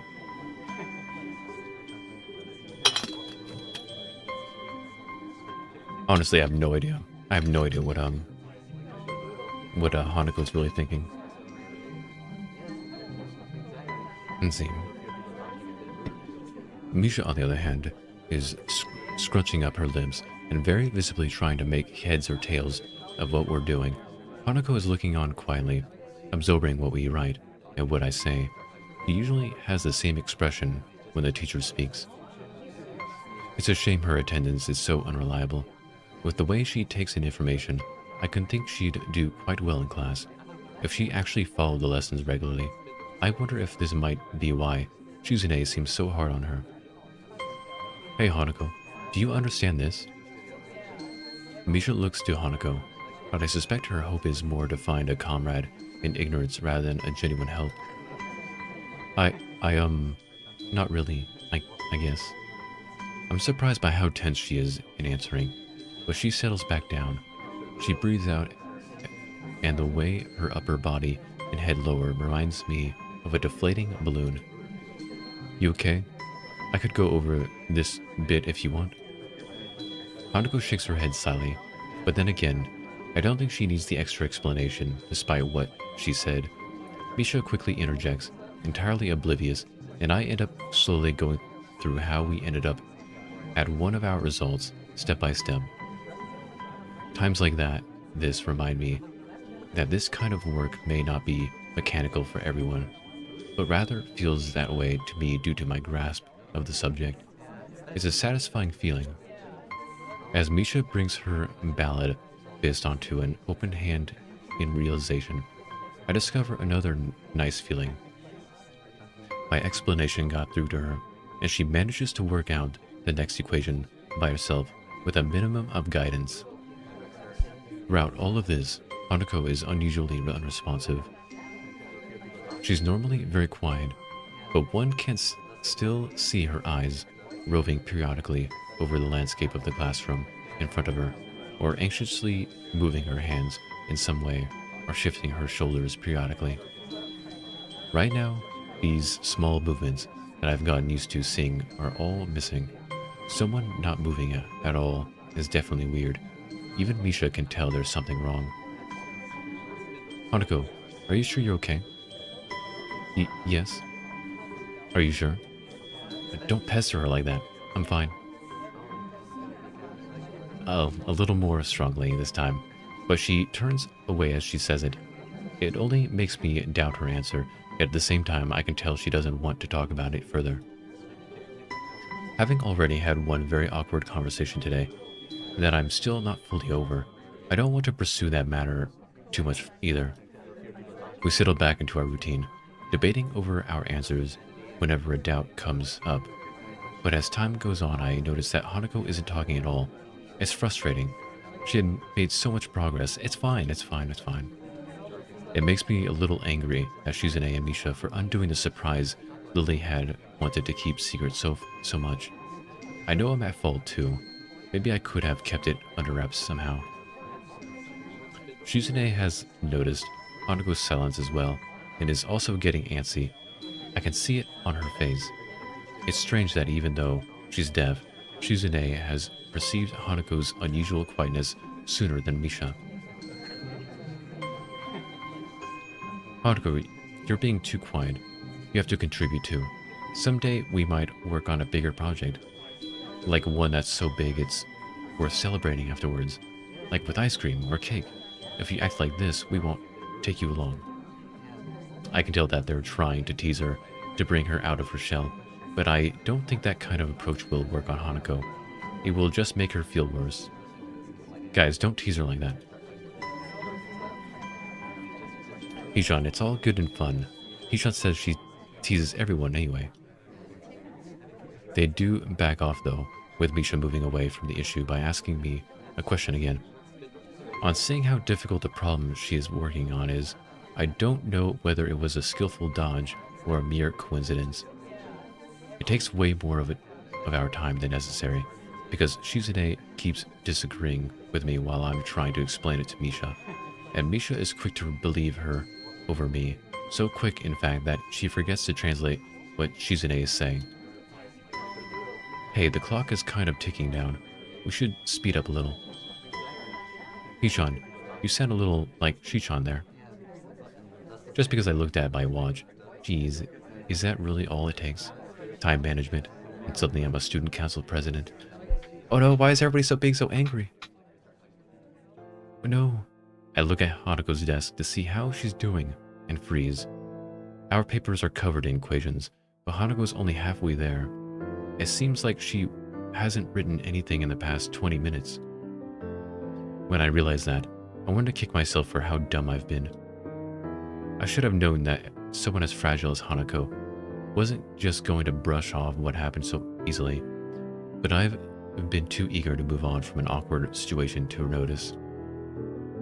She has been slowly shutting down for the last half hour, and I had no clue. Her pen is still in her hand, but she doesn't slowly spin it around like she usually does. There isn't a single idle movement from Hanako. Only the fact that she tries to itch away once she feels Shizune, Misha, and me looking at her tells me that she is even still conscious. We look away, and at least in my case, it's partly out of a shame that it's gotten to this point. Though on the outside she has shut down, almost completely, I know that it's a different story on the inside. What kinds of things could she be thinking about as she tries harder and harder to shriek into herself, as if by willing it, she could somehow disappear? Everyone is looking at her now, stealing quick glances between putting the finishing touches on her work. Misha attempts to ask her what's wrong, but that only makes the problem worse. If she wasn't frozen to her seat, she would probably run out the room right now. Misha's questions are loud enough to be heard throughout the entire classroom, and for a second, I'm ready to snap at her, because I can only imagine how much worse it's making Hanako feel. Of course, if I were to do that, it would only make the situation worse. I'd believed that Hanako had gotten stronger, and she has, but it wasn't enough. I was too eager to believe it. Now she's terrified, alone in the middle of the classroom. and there's nothing I can do without drawing more attention to her. It's infuriating. Misha's worried, and even Shizune is biting her lip. None of us know how to deal with this situation, so I decided to call Mutao. His judgment would probably be better than ours. I look up and manage to catch his eye, silently motioning for him to come over. I want to make as little fuss about this as possible, since if there's anything that would make this worse, it's more attention being focused on her. I know that Hanako can see everyone staring at her, at our group, specifically at her, because they know that if there's a problem, it has to be her. Everyone knows her, and it's the first thing anyone's mind would leap to. Her reputation for being a truant has marked her as an unusual person, even in unusual Yamaku. Who knows how many times they have stared at her before. Maybe it's because she's seen the class staring at her so much that she fears their gazes like she does, cowering from them. The time it takes Mutao to walk over must be like an eternity to Hanako, and she looks as if she is about to fall over. Mutao quickly begins to ask us what's wrong before catching himself as he sees Hanako. Did we upset her? Don't worry. Mutao bends down after calming Misha and looks intently at Hanako's face. Hi, Ikuzawa, can I help you at all? His voice is hushed and gentle. Everyone's acting so differently around Hanako now that the whole class has noticed something is wrong with her. Hanako doesn't respond, so Mutao gently rests his hand on her shoulder. She starts shaking at his touch, but won't even look up. Hanako continues to stare into the equations on her desk, vision so unfocused that I doubt she even sees them. Oh, this might be the issues that one girl was talking about. I don't know why it took me that long to get there. Yeah, she is worse than before. I remember that not even an hour ago, she was able to talk to him almost normally. Mutao grimaces a bit as she stands again, and now that his expression changed, I can see he wasn't exactly unaffected by what happened either. He takes a breath to settle himself before speaking in a very quiet voice. I'm a little impressed at how quickly he takes control of the situation. Is that it? Nothing's wrong then? Mutao seems to say that to no one in particular. However, his words sound convincing enough that most of the people who were looking over at Hanako now turn away, getting back to their work. He gives a quick glance to his left and right. Several people at the desk around us are still staring curiously, but other than that, we seem to have escaped attracting too much attention.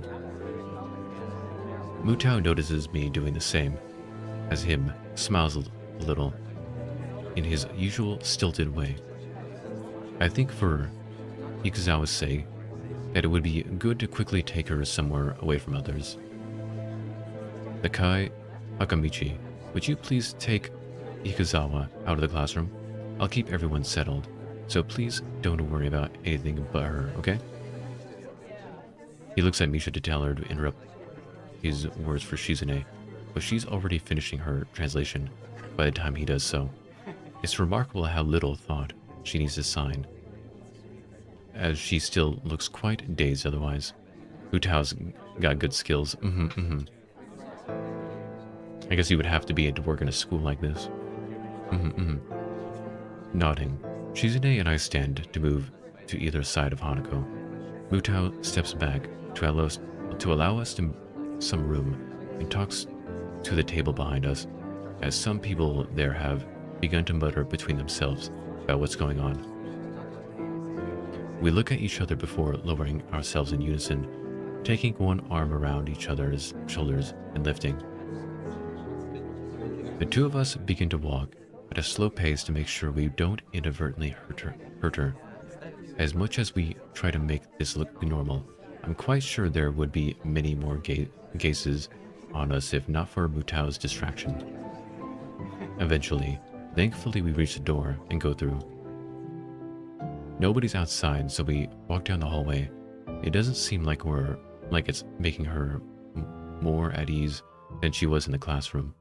Finally, I ask if she wants to just sit down.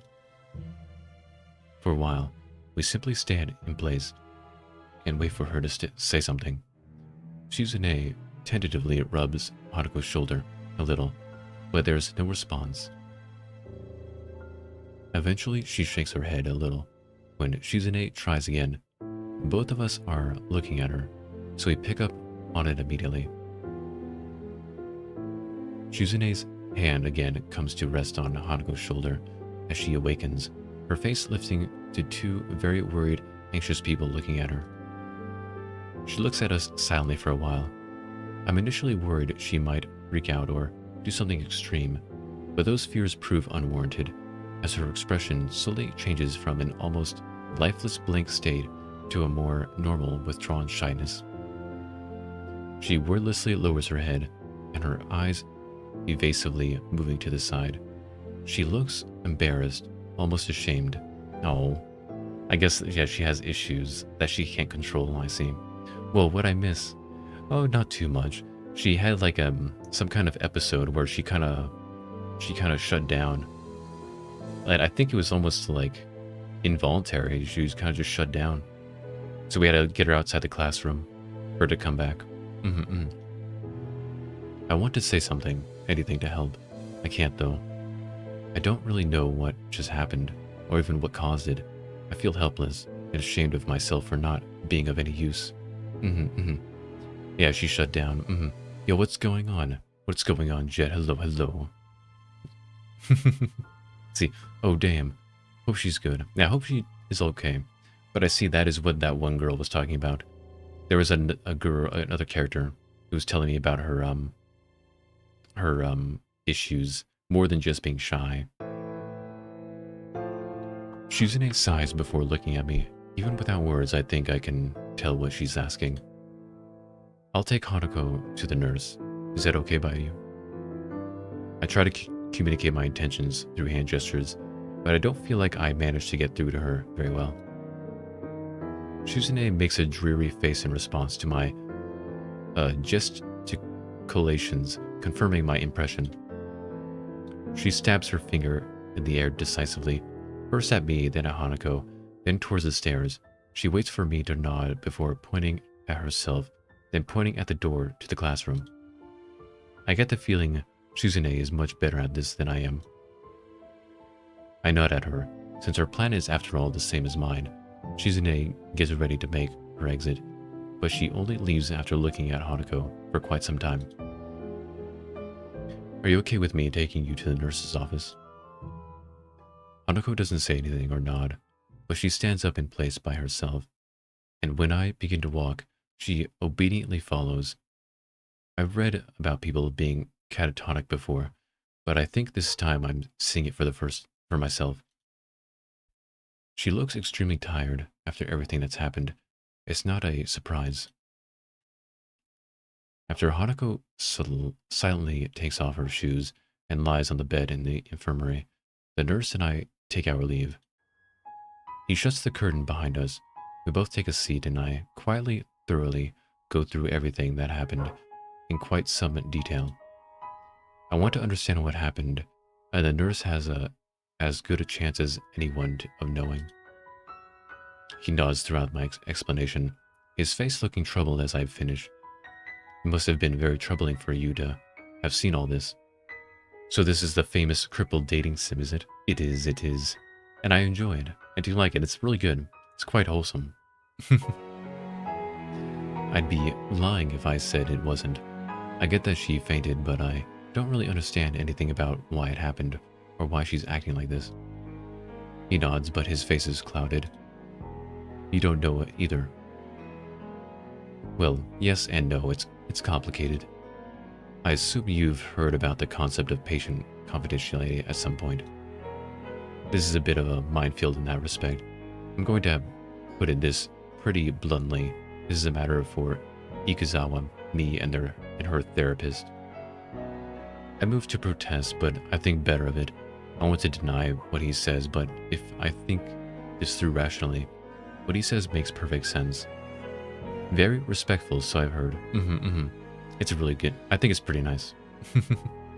I understand. Good. I wish I could help you more, but I think what Ikusawa needs right now isn't somebody prying into her past or her emotions. She just needs somebody to be there for her.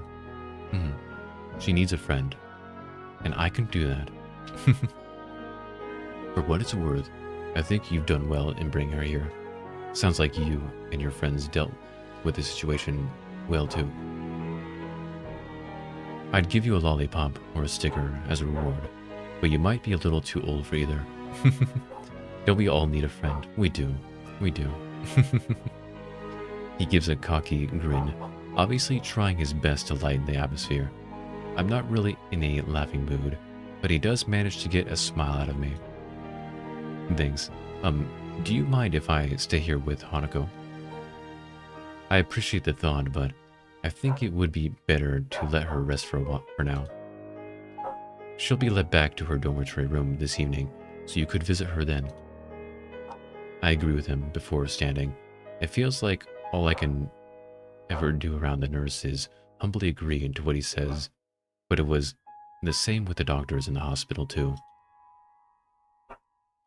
The walk back to the classroom is a long one, my mind feeling heavy under the weight of so many things happening so suddenly. Even as I re-enter the classroom, I'm thinking about Hanako. My stomach feels like it's turning into knots while I think about how to deal with her. I still don't know what I'm going to say when I see her again. Thankfully, the class doesn't pay me much heed. There are a couple of questioning glances, but overall, not many people seem to be very aware of what happened. Mutao raises his eyebrow to get my attention when I pass by his desk. Ikai, I take it Ikusawa is in the infirmary now? Yeah, I took her there, and the nurse said I should let her rest. Mutao nods, assuring me that I made the right call. He scratches his chin for a second before raising from his desk. Everyone, I want you to continue with the exercise. Ikai, I'll see you in the hallway, please. His speech is hushed, but overall, he doesn't seem to be acting too differently from now, how he usually does. Being a teacher, maybe it's to be expected. As we go out in the hallway, I notice him taking a quick glance left and right, check if there are any students milling around. The hallway is nearly soundless, but I can't think of anything except waiting for Mutao to speak. Ikai, what do you think the purpose of this school is? To cater to the needs of the disabled students? Mutao scratches his head as he shakes it. No. If we wanted to do that, we would have built a whole new school from scratch.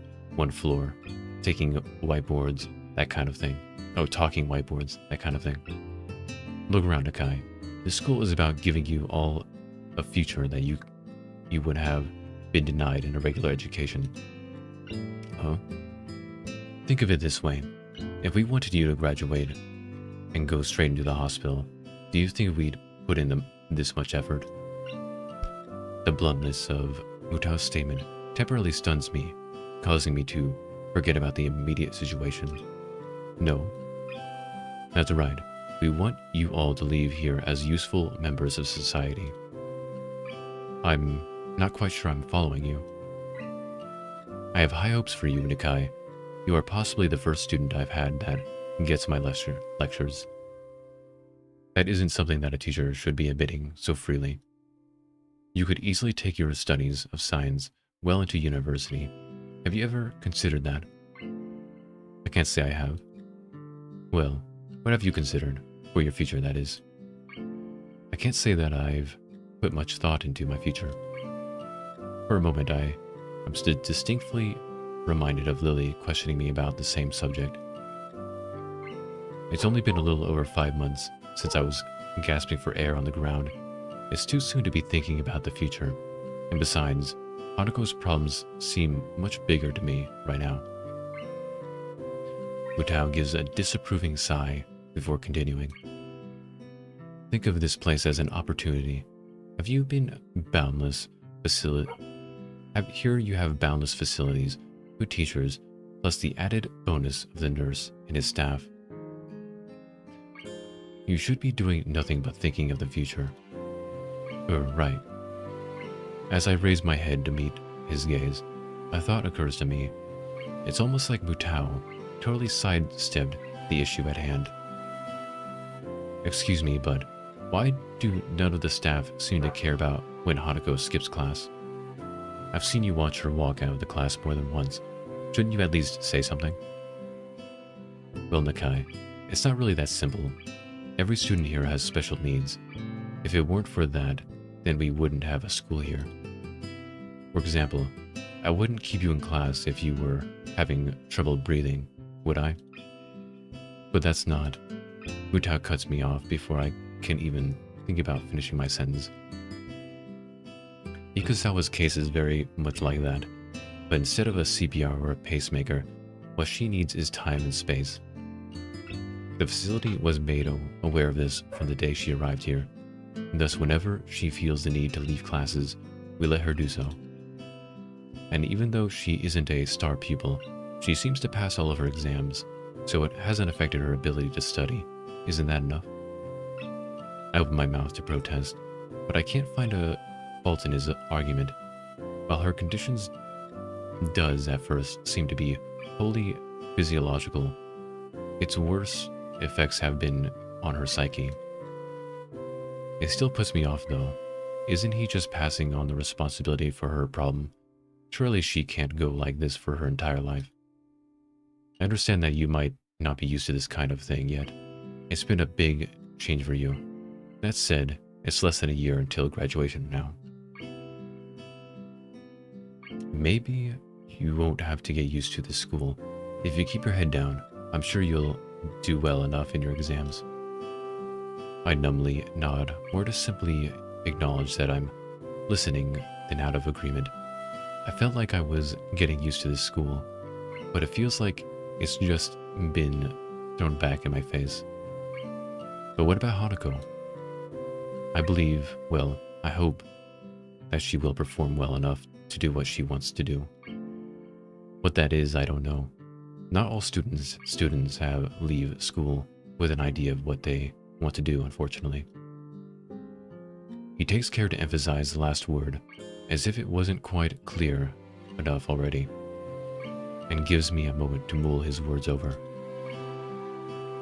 Today's been a troublesome day for you, and I doubt you'd be able to concentrate much anyway after that's happened, so I'll allow you to take the rest of the day off.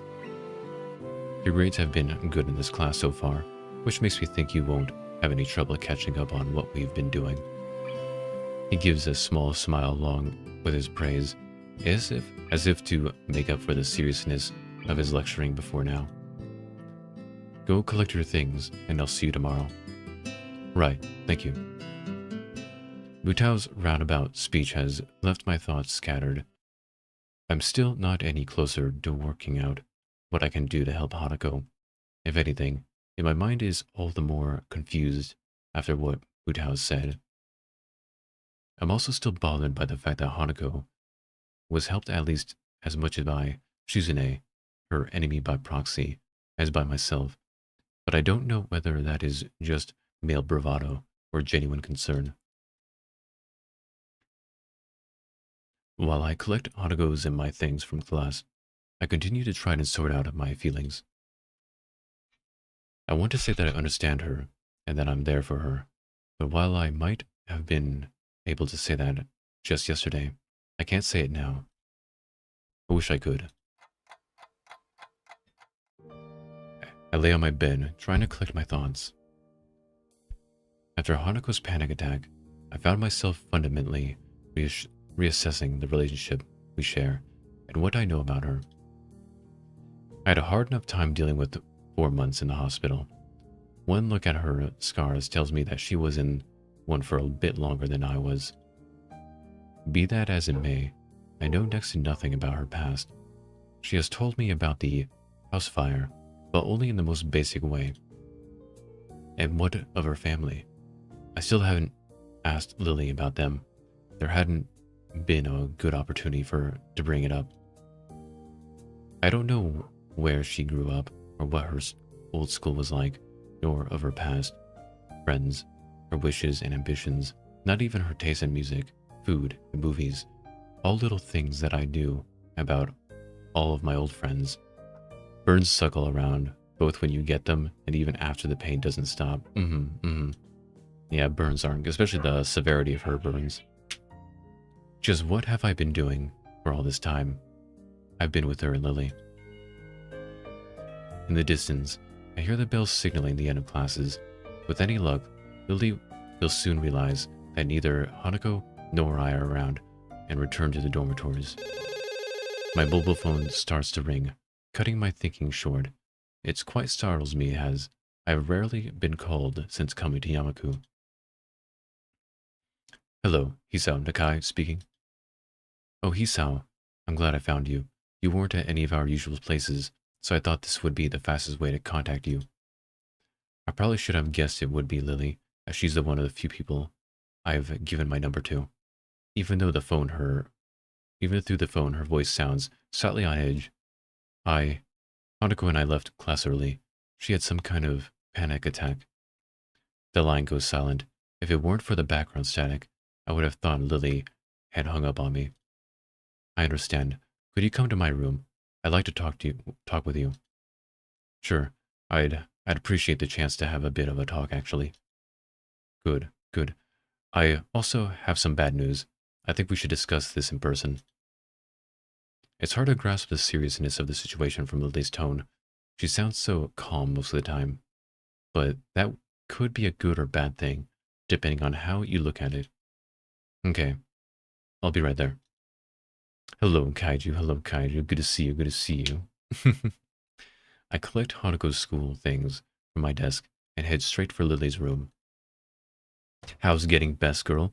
Well, she had a panic attack, and honestly, things are getting kind of serious in terms of what's going on with Hanako. She's resting in the nurse's office right now. And I think we're now learning more about what's going on with Hanako. It's more than her being shy. She has like panic attacks and she shuts down and things like that. I'm hoping to help her out. We're only now learning about it. And hopefully we can do something about it, you know? Help her out in some way. I wrap my knuckles on her door, and she soon calls me in. So this is, Lily sits at the table inside her room, looking a little worse for wear. I guess that's because of the bad news. Following her gesture of invitation, I sit across from her and lay Hanako's things on the table. Well, there's no point in either of us waiting. Would you mind going first, Hisao? What happened today? My memory of the incident is already beginning to fade, but I explain it as best as I can to Lily.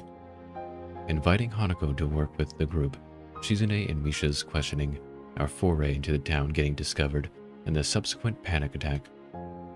I add Shizune's reaction almost as an afterthought, but Lily seems to take some kind of comfort in hearing about it. I guess rivals don't become rivals for no reason. There must be some history there, but now isn't the time to explore it. I see. She had said her therapist sessions were helping, but I had my doubts. It's quite a shame. Her birthday has caused problems before, but I had hoped that she could have improved with you around and the more intensive therapy. Where is Hanako now? Last time I saw her, she was in the infirmary. I guess she's gone back to her room by now. She wasn't in the library or the tea room when I checked, so I can only assume that too. You said you also had some bad news. What's the matter? Does it concern Hanako? Lily shifts her position, the body's way of saying she's searching for the right words. My aunt has fallen gravely ill. I'm afraid I'm going to be heading back to Scotland to visit her and to spend some time with my family. What, is she all right? When do you leave? I'm not altogether sure of exactly how she's faring at the moment, though last I heard she was stable. I'll be leaving Saturday. It's the earliest flight that I can get. Stable, that's code for needs to stay in the hospital. I've been stable long enough to know that to know that it doesn't necessarily mean someone is in good condition, but merely treading water.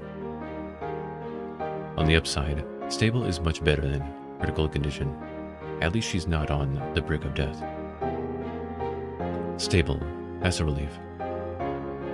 Yes, but This means that I won't be here for Hanako's birthday. I wanted to tell you now so you could think of something before we told Hanako. But after today's events, I'm not sure if there's going to be an issue if we simply cancel the party. I don't think that it's such a good idea. Hanako already knows that we were planning a party now. To go back on that seems like the wrong thing to do. Also, we should do something where you're going away, right? Dramatic music is dramatic. You make it sound as if I won't be coming back. If all goes well, I should only be away for a week, though possibly 2. Oh no. That's one relief, at least. With that in mind, what do you suggest then? Given the circumstances, I don't think karaoke is really appropriate. You're not going away for the greatest of reasons, so having too much fun would feel wrong. What did you do for her birthday last year? Last year I literally couldn't get her out of her room. She locked the door. All I could do was leave food outside for her, making sure that she was at least eating well. Oh, okay. I'm starting to understand. So her panic attacks have something to do with her birthday. The reason why she shut down was because I mentioned her birthday. I'm guessing. Okay, I'm understanding. I see. Gosh, my voice has been getting really hoarse today. It's been getting pretty hoarse lately. I think I'm doing something wrong.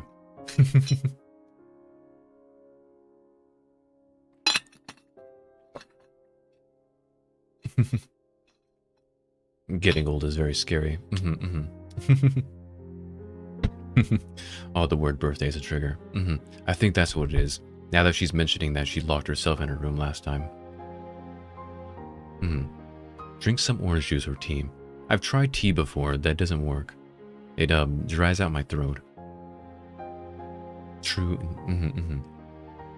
This is perhaps the most depressed I've ever seen in her Lily act. I feel sorry for her given how defeated she must feel to be unable to help her closest friend. Supposedly saltwater gargle can help your throat. I think I've tried that, but it didn't really help that much. I've tried something that does seem to help is sometimes I'll boil some water and then breathe in the steam. It helps a bit, I've noticed. Perhaps it would be better to throw the party before you leave then. That does sound like it would be the easiest option. I think we should at least tell Hanako both about your trip and her party. I have heard things from class as well. That's a good point. Should we go and visit her? I think that would be a good idea. Part of me is dying to see Hanako. The last time I saw her, she looked like death walking, and these last few hours have torn me apart just thinking about that. We quietly get up and file out of Lily's room. Hanako's room is next door in the same hallway. Knocking lightly gets us no response, but the door proves to be unlocked. Lily pauses for a moment as the handle unexpectedly moves under her hand before opening the door. Hanako's room is startlingly bare and monotone. There are no decorations on the plain white walls. A plain blue blanket, or dark blue blanket, and only a few books, papers, and purely utilitarian items on the shelves. Even her bedsheets are monochrome. The entire room feels as subdued as Hanako's character. Oh. Hanako herself is laying curled up on her bed. She may not be crying now, but her eyes are closed in tightly to stop herself, and the tracks left by her tears still sit on her reddened cheeks. Dark equal black. Sometimes I'd read it like that. I think that's twice I've done that.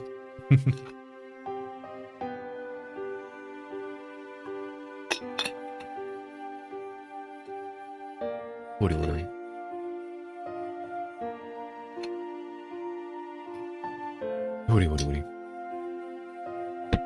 I quietly walk in and set her bag down on her desk, afraid of startling her too much. Hello, Hanako. Hisao told me about what happened today. Are you alright?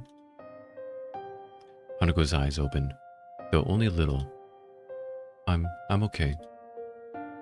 She tilts her head slyly to look at me, noticing my grimacing before I can hide it. Sorry for making you worry. Really, I'm fine now. She really doesn't look nor sound okay, though at least she seems more calm than she was before. She still looks as if the slightest breath could emotionally break her. I said it before, right? You don't need to be sorry for this. He sounds right. We and I shouldn't have hidden something like a birthday celebration from you. I see Hanako shiver at the word, yep, birthday. It's birthday. Lily picks up on the silence that follows and crouches down to Hanako's level. I'm the one who should be sorry, Hanako. Hanako's eyes open up here at Lily. She looks at Lily for some time, taking in her face with those dark, analytical eyes of hers. Feel you, my friend waking up in the morning and everything cracks and aches. Lily must have made the right impression on her, as Hanako recovers enough to prop herself up on the bed and shift to sitting on its side. Hanako worries about many things, but troubling others is foremost among them. Hearing Hanako shuffling, Lily moves forward and feels out the side of the bed, eventually taking a seat beside her and taking Hanako's left hand in both of hers. The feeling of me being out of place when the two are together has lessened in the time that we've known each other, but is still occasionally very much there. This is one of those times, I think. Lily, if you want me to go, I don't want that. Lily and I are both surprised at Hanako's mustering her courage. A half mumbled, okay, is all I can give her in reply, and I take her desk chair to sit in. Hanako, I'm afraid I have some bad news. So Lily's going to break the news now, with Hanako having affirmed our relationship. So clearly perhaps Lily thought the timing was good, or at least as good as it will ever be. My aunt has fallen ill, so I need to return to my family for a time. Concern replaces Hanako's remorseful expression. Your family? You mean in Scotland, right? Hello, Sky. Hello, Sky. Good to see you. Good to see you. That's right. Akira and I will be leaving Saturday. How's the best team leader? Doing amazing. Well, not really. Hanako has had a panic attack and we're trying to help her now. And this is the aftermath, so we're just trying to help her out. Trying to, be there for her. And Lily is letting her know that she's got to leave for a week or two. So sans. That's right. Oh, That's right. Akira and I will be leaving Saturday. So you're going away? I won't be gone for long. Probably only a week or two. I'll be back before you know it, and Heste will be here, alright? That's right. I'm not going anywhere. Hanako seems to take only minor comfort in this, but she does manage to summon some resolve from somewhere inside her. Is your aunt going to be alright? I'm not sure. Silence falls. It's depressing that the thing to truly bring Hanako out of her rut is another's misfortune. I decide to bring up the other matter that brought us here, to distract at least in part from the dismal feeling permeating the room. Anyway, we were thinking about it, that it would be a good idea to have a going away party for Lily, and it could double as... Yeah, I cut myself off before mentioning her birthday, as that seems to be a trigger for such fierce emotions within her. Lily gives Hanako a hand a gentle squeeze. Is it alright by you, Hanako? It won't be anything lavish or overdone, just something small in my room. So just in school, just us? That's right, just the three of us, if you like. I could ask Akira to come as well. Oh, okay. You're only going for a week? 1 week or 2. Yes, I promise you it won't be any longer. Okay. Most people would be upset at hearing about a friend's family member falling ill and happy at having a party. But with Hanako, it seems that both events are on the same level. Alright then, you look like you need a rest, Hanako, so it might be best if we all went back to our rooms for now. You know that if you ever want anything, you can always talk to me or Hisao, right? Just the three of us. We can make it if we try. Just the two of us and the third wheel. Lily's voice is pensive, an unusual edge for someone as confident in herself as she. I understand. Thank you, Lily, Hisao. Well then, good night, Hanako. Night. I let out a long breath after the door closes behind us. It feels a little like I've been deep underwater, and only now have been able to come up for air. Lily doesn't seem to be doing well either. She looks pale and drawn. Are you all right? I'm just a little tired. It's been hectic recently. Do a wheelie. Have you slept at all? A little tired sounds like an understatement, given how you look. I think I managed to get a couple of hours of sleep before class. I'll be okay. I feel bad about pressing Lily right now. I think both of us are pretty tired from everything that's happened as well. I think you should get some rest. It's been a big day, and staying up isn't good for your complexion. Thank you for your concern, Hisao. Good night then. Okay, night, Lily. I leave Lily in the hallway as she opens the door to her room and begin to make my way to my own. As I walk down the quiet hallway, I can't get the image of Hanako out of my mind, huddled and pitiful, lying helpless with tears on her cheeks. I began to think that she was just a normal, if extremely shy person, but her problems run much deeper. Your skin, but of course, what matters the most. Trying to take our relationship further than what we share now, when she's so fragile and vulnerable, wouldn't be right. I don't need to be more than her friend in order to protect her, to try and stop anything like this ever happening again. The possibility of my feelings for her going beyond that doesn't matter anymore. Hanako is precious to me, and that's why I can't take advantage of her. But even so, there's still that sting I feel when I think that way. For now, I need to sleep. Tomorrow, hopefully, will be a better day. Do do do do do do do do do do do do do do. Woody. Woody. Go ahead, save. Save? Yes. Continue. Return. Hanako is more noticeable in her absence than when she is in the room. I feel her empty desk calling out for me. I find myself peering over my shoulder, endlessly hoping that I'm hallucinating and that Hanako will magically appear. She makes sure she's as small a presence as possible when she attends class, and although she has been getting better recently, that fact never changed. How long is the game anyway? It's fairly long. I mean, it's not like super long. It depends. If you're doing one route, I would say it's about, let's see, 9-12 hours, I would say. If you're going particularly fast, probably 8, you know? And then there's multiple routes you can go.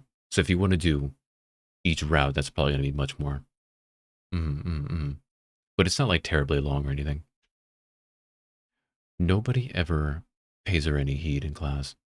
Oh, now that she's not here, they don't notice her absence. It's as if she just never existed. Lily did say her skipping class wasn't an unusual thing before I met her, but it's still very off-putting. The bells heralding the end of school make me jump in my seat, and only now that I notice Misha is prodding me in the side with her mechanical pencil to get my attention. You gotta crunch out the entire game? No, this is probably the last route. I'm gonna do. Mm-hmm. And I'm probably gonna have one more stream after this, I think. I'm just gonna try to finish this act, I think. Hello. Is anybody in there? Hey, stop that. Oh, there we are. Welcome back to Earth, Hichan. What are you talking about? You keep on dazing off into space. I was beginning to think that you might be trying to contact alien life. I really didn't get much sleep last night, so I don't doubt Misha's words. I'm not sure whether it was due to my medicine's side effects, Hanako's panic attack yesterday, my worrying about her in general, or all three. I yawned tiredly before resting my chin in my palm, having been reminded of how badly I slept. Well, that's a shame. I missed most of it. Well, I did do one route before this one. I did Emmy's route. And now I'm doing Hanako's. Hanako was the one I wanted to do initially.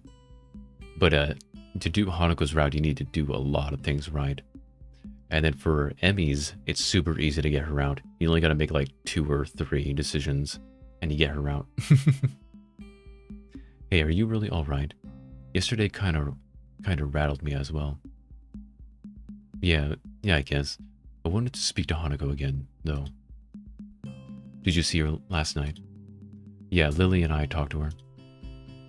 This may sound a bit weird, but can you tell she's an A, thank you, from both of me and Lily? I know Lily technically didn't think she's an A, but I could tell by her reaction last night that she wanted to. At least that's how it works in my head. Or I think that Shichan is trying to say is you're welcome. The furious signing and Shizune's reddened cheeks tell me that what she said was entirely different. Her blatantly flustered expression is amusing enough to make me chuckle. Are they here? No. I must not be seeing them. They must be here. They aren't here. Dang it. Meant to send this earlier. No, that's not it. I was simply thinking about how cute Shizune can be at times. You're right. Shichan is really cute when she tries not to be. I noticed that Misha decides not to sign her response to Shizune. Maybe Shizune's rage is enough of a counter to any quantity of cute. Nevertheless, Shizune quickly calms down and signs something else to Misha. Oh, okay, Hichan. Shichan wants you to come and have dinner with us. Dinner, huh?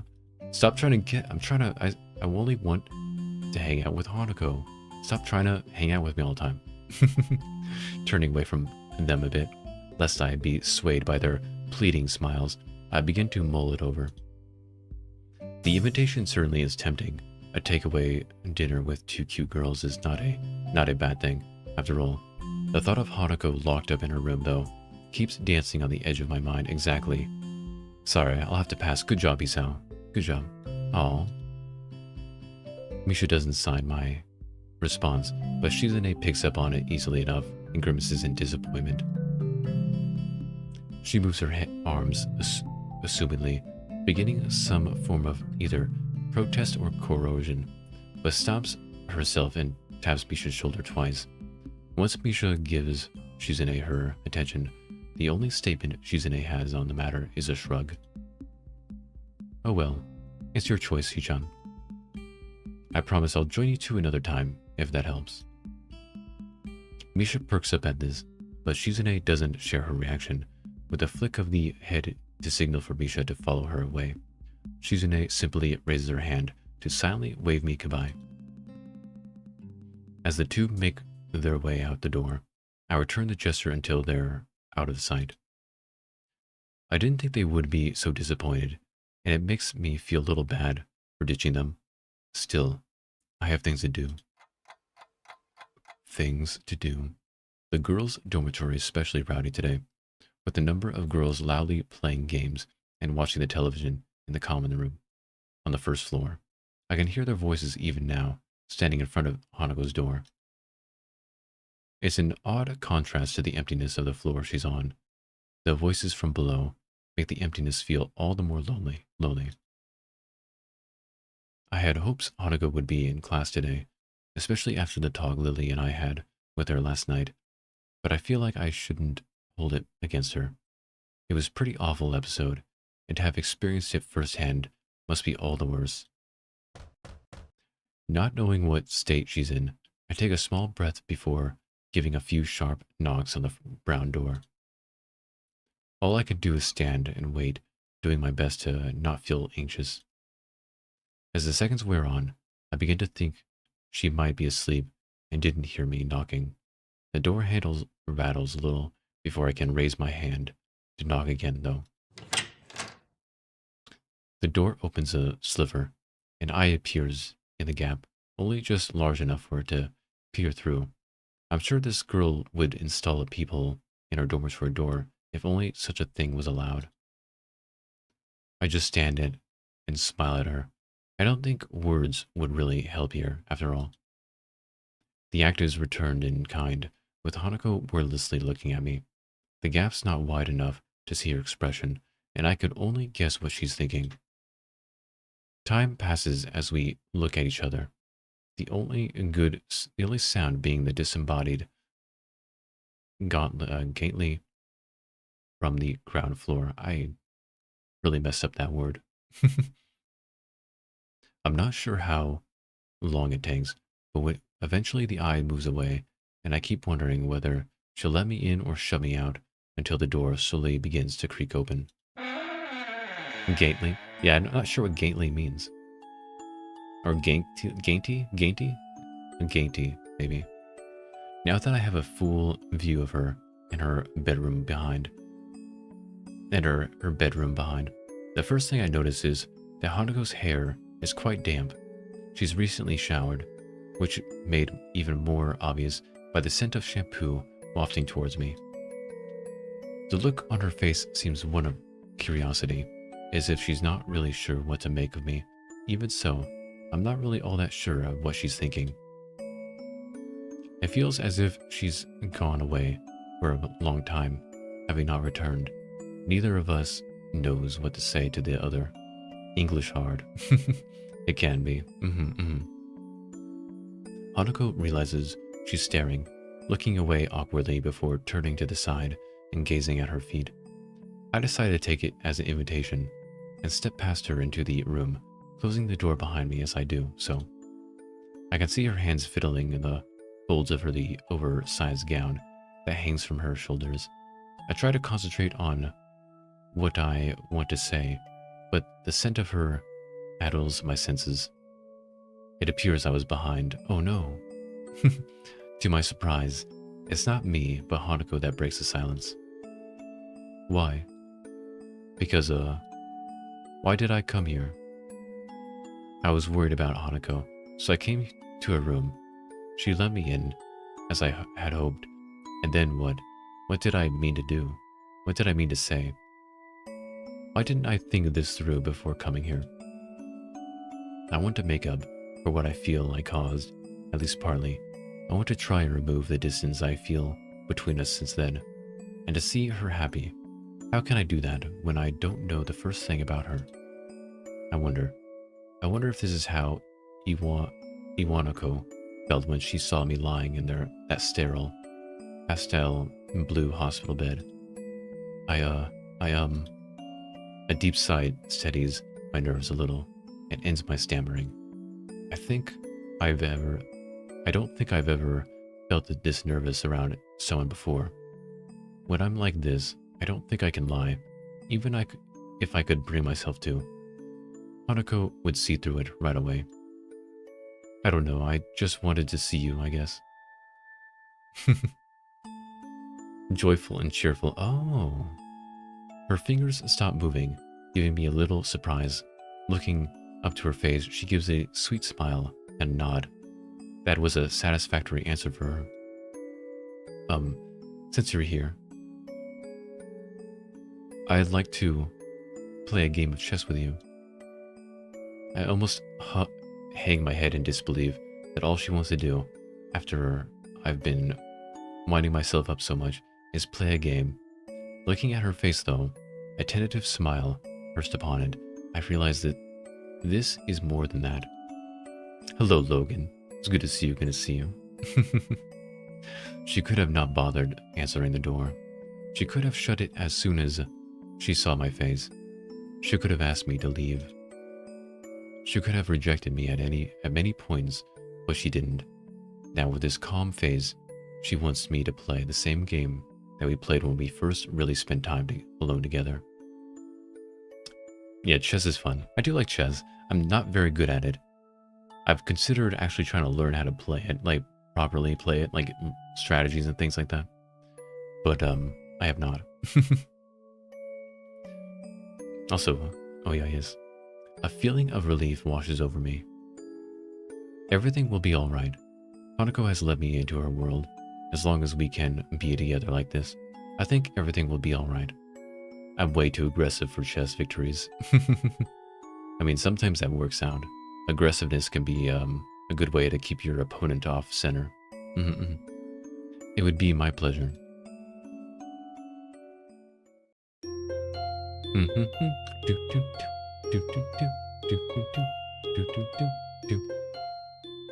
Used to play a lot in your old barbershop. Nice. Let's go ahead and save. Save. The experienced players can handle it. That is true. That is true. The day of Hanako's birthday party is finally here. To be honest, I'm looking forward to seeing Hanako and Lily in their pajamas again. Hanako's gown has grown on me as looking rather cute, though a bit conservative, and Lily's shorts and thin silken top are a lovely combination. But the event is stained a little with the memory of Hanako's reaction to it. I still don't really understand what happened, only being able to vaguely guess at the possible reasons for it, but I don't think finding the answer will be as straightforward as asking her. With that in mind, I knock on the door next to Hanako's. Is that you, Hisao? Yeah, it's me. I can hear the pitter-patter of footsteps coming to the door, followed by the sound of the lock snapping open. I don't think I've ever seen Lily's door locked before, and it makes me a little suspicious. Once the door opens, the sight is a little underwhelming for a birthday party. Hanako returns to her seat at the table with a quick smile and a nod, leaving me to close and, assuming they wanted it to be kept that way, lock the door. As I do so, I realize that the scene before me is that of an evening tea party, just like any other between the two. Somehow I don't think I should be surprised. To my relief, Hanako looks relatively calm. The break from class has probably done her good and given her time to wind down a bit. I take a seat between the two at the low table in the center of the Lily's room, the brightly colored teapot steaming away between us.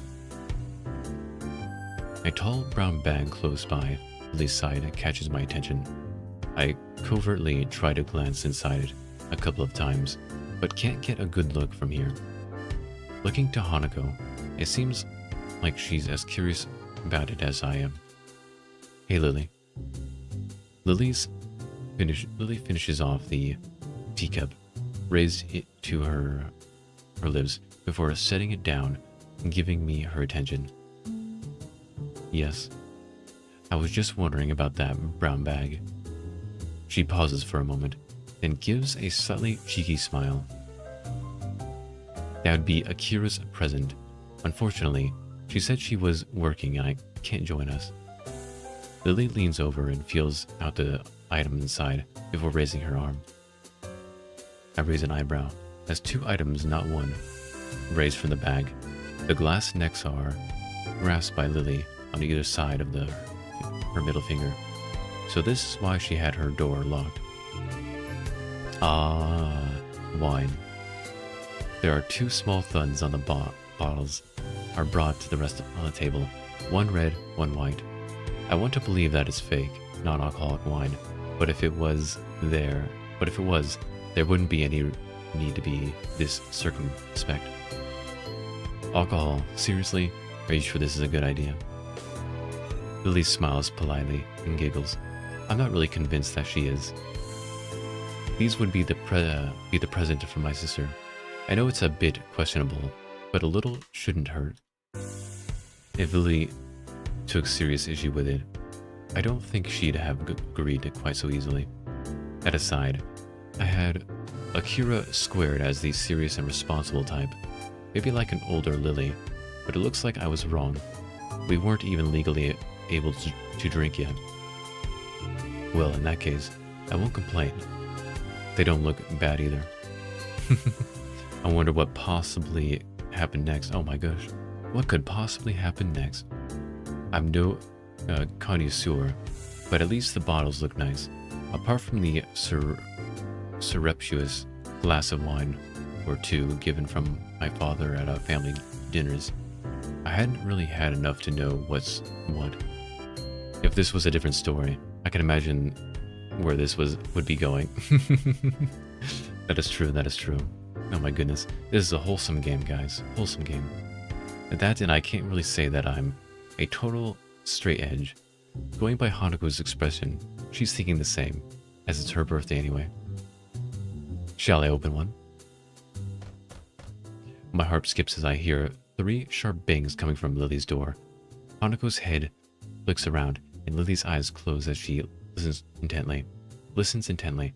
None of us want to be busted for this. Who is it? Let me in, I'm cold. Lily lets out a resigned sigh before monitoring for Hanako to open the door. Wax cap, very fancy. I'm sure it has many complex notes. She obediently gets up and fusses with her gown before moving, apparently still not quite sure of who it is, but trusting enough to Lily to do as she requests. I can just see a blonde, dark-suited figure become visible over Hanako's shoulder as she opens the door. Happy birthday, Hanako. Thank you, Akira. Hanako gives a small bow while twiddling her fingers in front of her. So this is Lily's elusive sister. Oh, this is the sister. Oh my goodness. Akira follows Hanako to the table after shutting the door behind her, giving me plenty of time to have a good look at her. I did not imagine her sister would look like this. She looks to be about the same height as Hanako, and has short blonde hair that's quite roughly cut. That, in addition to her rather modest breasts, masculine suit, and deep voice, gives her quite an androgynous effect. Without further ado, she plops herself down on the side of the table across from me. It's nice to have our company after all, Akira. Did work let you off? Yep, I have to go back there in a bit, but I managed to get enough of a break to drive down. So, this would be Hisao right then. A confident smile gets thrown into my direction, so I nod politely in return. Considering she just jumped straight to using my first name, she's much more informal than her appearance would suggest. Wait, if she already knows who I am, that must mean that Lily talked about me with her. I wonder what she said. Sorry for not introducing you, Hisao. This is Akira Satao, my elder sister. I see. Nice to meet you.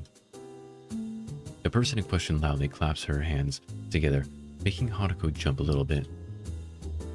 Akira notices this and looks uneasy for the fraction of a second before getting back into her stride. Only now do I realize that Akira hadn't paid Hanako's scars any undue attention. Hanako also seems to be comfortable, if not exactly relaxed, around Akira. Well then, I assume the presents got through. No point in waiting, considering Hisao and the birthday girl look like they're pretty eager. Hello. See, Lily giggles as I awkwardly turn away, a little embarrassed by the fact that I couldn't hide my interest. Hanako's eyes are telling me that she wants to try the wine together with me, though, so I settle for a look of badly feigned indifference.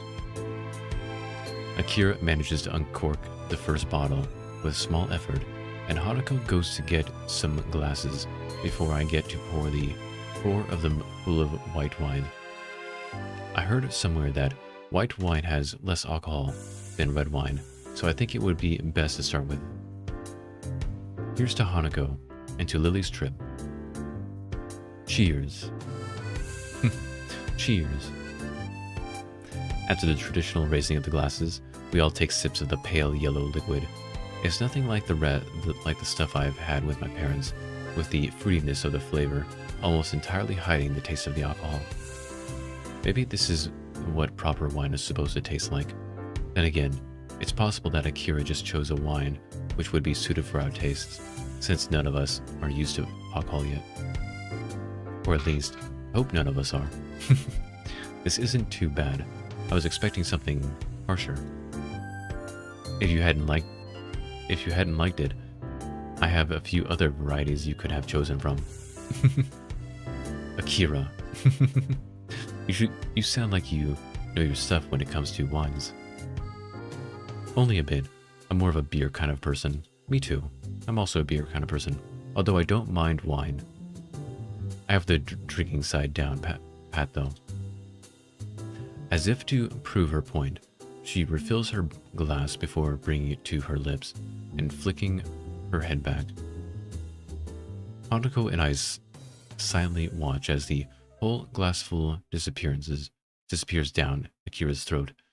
I can't decide whether to be impressed or put off, but I certainly don't have any urge to imitate the act.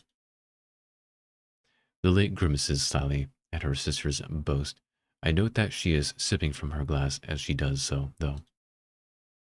Anyway, now that Akira's gift has been opened and sampled, shall we move on to ours?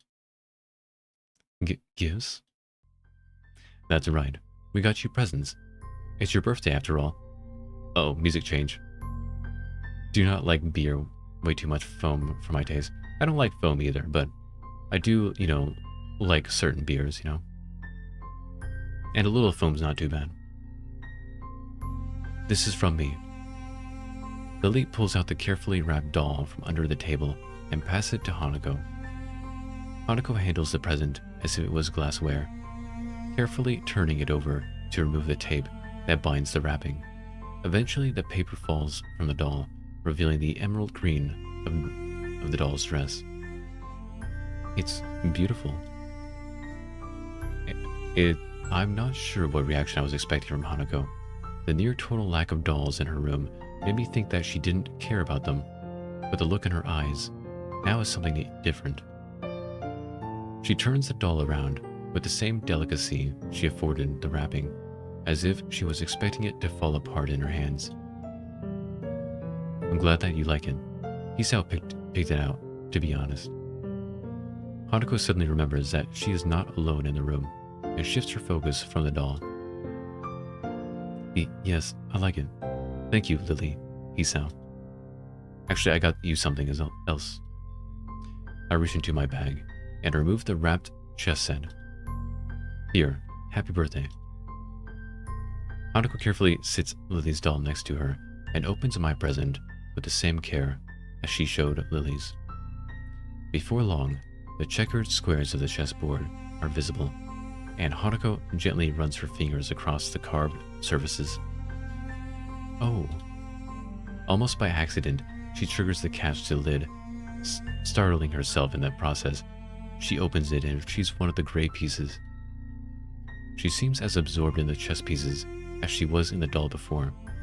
What would you consider sake? Beer or liquor? I would consider it more liquor, to be honest. They're coral, natural coral, undyed, or so I'm told. Thank you, Hisao. No problem. It's your birthday after all. That's right, my birthday. Oh no. Once again, Hanako's reaction seems a little off, but she carefully closes the board lid. Guys, stop saying the birthday thing. Just stop it. It's obvious. It's pretty obvious she has a problem with it. Something bad happened on her birthday. I notice Akira's smile beginning to look very strained. I wonder if she knows anything about what happened in class, given that she seems to be treading on eggshells around Hanako. I think technically it's beer unless it's been distilled, in which case it's a spirit. I guess, okay, I see. I don't know, I never really had sake, to be honest. Wait, no, that's not true. I have had sake before.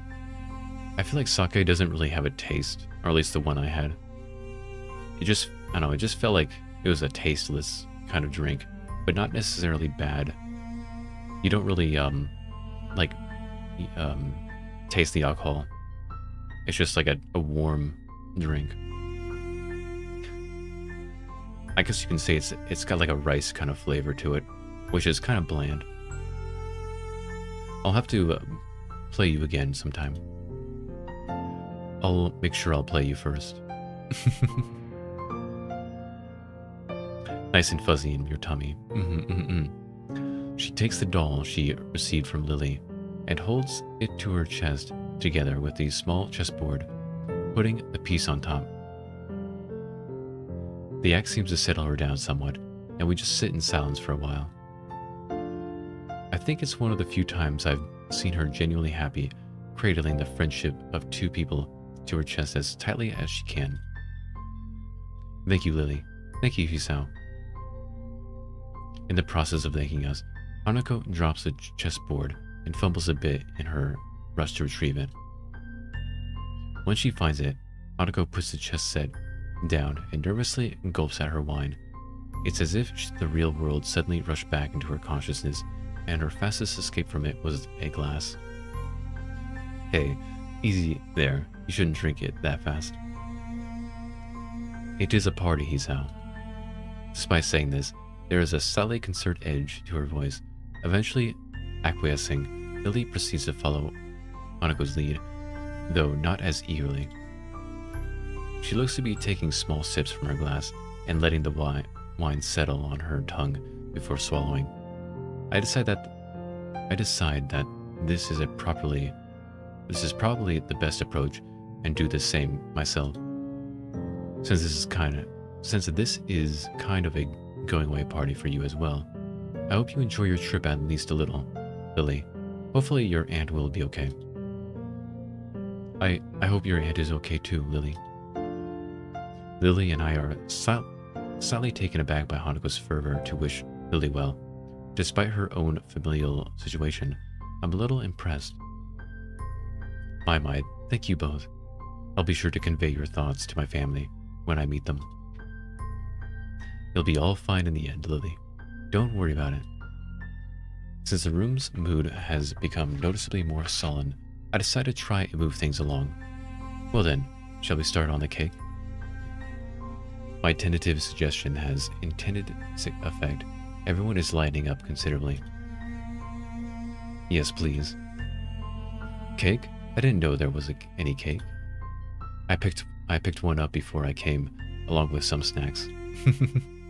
Well done, Hisao. At least one of us remembered to bring one. Everyone seems to welcome the distraction, so I retrieve the cake from my bag and start cutting it up. Mixing wine and chocolate cake isn't something that I thought would work well, but none of us seem to mind. Conversation is temporarily suspended as we start to eat. I was initially wary of this idea. After Hanako's panic attack, I expected the worst from tonight, but I think Lily's idea of giving her good memories of her birthday is working. That and also having it shared with her going away the party. Oh, good evening. I just woke up from a small nap. Welcome back, Leather. It's good to have you. From Hanako's reaction to her gifts, I can tell she was really apprehensive. Hanako tries to pour herself another glass of wine, but ends up spilling some on the table. She's had a couple by now, so considering that she's never had alcohol before, it's no wonder she's feeling a bit lightheaded. Sorry, Lily, I didn't mean to make a mess. Don't worry, I've got it. Oh. Lily reaches sideways and gently takes the fussing Hanako in her arms, giving pause. It's okay, Hanako. I'm just happy you're here. Hanako gives only a faint nod in response. It's fitting, I suppose, that Lily would be the one to spoil her like this. I have no idea what Hanako would be like if she hadn't. They drinking wine as high schoolers? They are. The older sister brought in the drinks. Seeing the two like this makes me appreciate the fact that I'm privy to such an intimate moment. Even Akira can't help but smile at the sight. I never would have thought I'd manage to find new friends so quickly, and I'm all the more thankful that of all people, these two are the two I befriended. Hate to be Captain Obvious, but I assume she got burned on her birthday. I think not only burned, because I think the burns themselves are not what is not what is affecting her. I think it's what happened and what their burns remind her of. I have a feeling that maybe some individuals may have not survived the night, but I have not, talked to her about it. They slowly break off from one another, Hanako regaining herself somewhat while I quickly get myself back on task. Yeah, because the burns, from what I understand, the burns themselves is not what bothers her. It's what they remind her of, and also people asking her, like, what happened. So it's like, it's not the burns. It's just, people, like, always asking her, like, what happened and things like that. Because it goes back to the memory of what caused the burns. They slowly break off from one another. The lore is to come. They slowly break off from one another, Hanako regaining herself somewhat, while I quickly get myself back on task. Survivor syndrome, maybe. That's what I'm thinking. Shoot, I was even thinking that maybe she accidentally caused it in the first place. Of course, probably purely accident. But we'll see. It could just be as simple as survivor's syndrome. I find a towel among Lily's tea set and start mopping up the spillage. By the time I finish, however, Hanako and Lily have managed to uncork the other bottle and have topped off their glasses. Nice. Looks like you're enjoying the wine then. Just don't go too crazy with it after this, mind? We all dutifully nod and agree, but her reminder feels a bit silly given that she's the one supplying underage people with alcohol. Please, that's very common to happen. Is that what it's officially called? I've always known it as Survivor's Guild. I think it's the same thing. Survivor Syndrome, Survivor's Guild. I think both are correct. No, I think it's the same thing. I think relatively speaking, it's the same thing. The second glass of wine goes down a lot quicker than the first. Therefore, before any of us notice, the second bottle is empty. While Akira is helping us finish them off, Hanako looks to be almost equaling her in the amount she's had. My head feels a little light, but I think I've managed to gauge my own tolerance surprisingly well. Hanako smiles lazily, toying with her doll's hair. I think it's a pretty safe bet that she hasn't moderated herself as well as I. I don't think it was Hanako's intention to get this drunk, but it seems that the alcohol hit her all at once. She has a very light frame, something which wouldn't help her handle her booze well either. Lily cradles her glass, running a finger around the rim. Her cheeks are rosy, but she's managing to avoid looking woefully drunk. Akira is, as I somewhat expected, largely unaffected. Just a wee bit tipsy. Her smile might be a little wider than before, though, maybe. Hanako suddenly hiccups, and accidentally knocks over the doll. I think I should be maybe going to bed. Thank you, Hisao. Thanks to Lily. Akira. She slurs Akira's name pretty hard, barely avoiding breaking out into a giggle midway. Though she's completely plastered, and I can't decide whether I should feel a little bad or not for being amused at the state she's in. It really is bizarre to see her acting so carefree. A shame that it's only with the help of alcohol. Here, let me give you a hand. Akira begins to get up to help Hanako out, but she's stopped when Lily gives a sharp cough. Hisao, would you please? Akira looks a little surprised, and I have to admit that I am as well. I don't mind the request at all, let alone when it's said with such a smile. It just comes rather unexpectedly. Sure, no problem. I pick up the chess set and help Hanako stand up. I do feel somewhat responsible for her, considering that, other than Akira, I'm probably the most sober person in the room. She nurses the doll in one hand and offers me the other. We stumble out of the door, into the hallway, and into Hanako's room. Hanako bumping into me a number of times on the way. Inside the room, I flick on the light as Hanako turns her attention towards a shelf on her dresser. An elegant doll is sitting on it, staring into the bare room. There you go. You'll be safe in here. Hanako gingerly places the doll next to the other one and straightens its dress. I sit in silence, hair and clothes perfectly arranged, just like the teapot in Lily's room. They serve as a distinct contrast to the dull whites and grays that permeate her bedroom. Satisfied that her dolls, her only two real possessions, are safe, Hanako takes a step back and stands up, staggering severely. I step forward to catch her, if need be, but she regains her balance without my help. For a while, both of us stand in silence as Hanako looks downward towards the cupboard. After a minute or two, she begins to sway a little from side to side. It's very off-putting. Are you going to be all right? I don't understand it, as it's something I will never have. I earned it at a young age that I deal with life. I see a Z. Life and death situations, one piece at a time. Understandable. Are you going to be all right? Hanako raises her head, turns around to me, as if she's only just remembered that I'm also in the room. What's unexpected is that she takes 2 steps forward towards me and wraps her arms around my body, her head coming to rest against my chest. I can feel my heart beating as all of my senses feel like they're coming alive again after they're deadening through the previous drinking. The smell of wine on her breath and the feeling of her fingers through my clothes, the scent of her hair underneath my chin.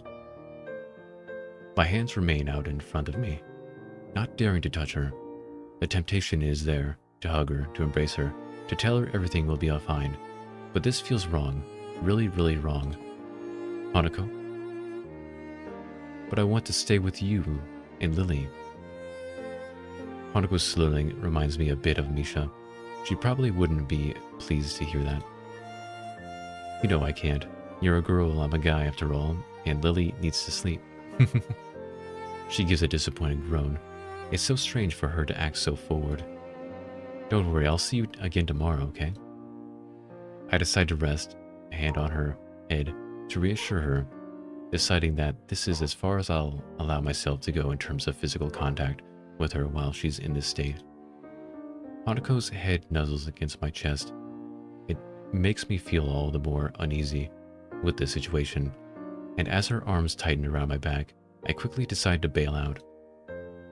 I rest my hands on her shoulders and give a firm but gentle push, her grip tightening a little as I do, but she eventually breaks. I don't want you to go. Hanako, please. Akira and Lily are going to start thinking weird stuff if I take too long here. It's perfectly true too. I really don't want to take any chances, and I feel very uncomfortable right now. Come on. I mean, I get it. I shouldn't try to read anything into the way she's acting right now. I read that aside from alcohol lowering her inhibitions, people can react to getting drunk in many different ways that don't necessarily reflect reality. And even without that, there are plenty of ways to interpret what she's saying, as long as she's safe. I'm going to try to get out of her room as soon as possible. Hanako hiccups again, looking a right mess as she stands and looks downcast in the center of the room. Her personality changes. She drank more and more, and now, all alone in her room with me, her previous brightness seems to have left her. Was she just acting upbeat to make sure we didn't worry? Even if she was, what could I possibly do for her, since I do exactly the same thing in regards to my own condition? Distancing myself from my thoughts, I eventually managed to corral Hanako towards her bed. Through her attempts to tame the wild sheets on it, end up accomplishing little. Sorry about tonight, Hanako. I know you probably won't remember any of this, but happy birthday. I'm sorry I couldn't do more for you. She looks up at me for a moment. I have no idea what I said actually got through to her, but any chance to ask is lost as her eyes peacefully close. I sigh in relief before quietly backing away from her and leaving the room, flickering the light switch off as I go.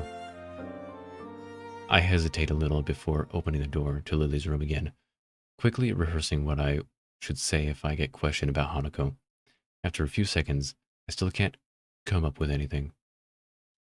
I am a happy drunk, even though I did not drink for most of my life. I don't really drink that often, and honestly, I think my mood depends on, how I'm feeling at the moment. Let's see. I open the door to make sure to close it behind me, lest the passing students catch a glimpse of the wine before turning my attention to the two girls at the low table. Akira's casually smiling, as is Lily.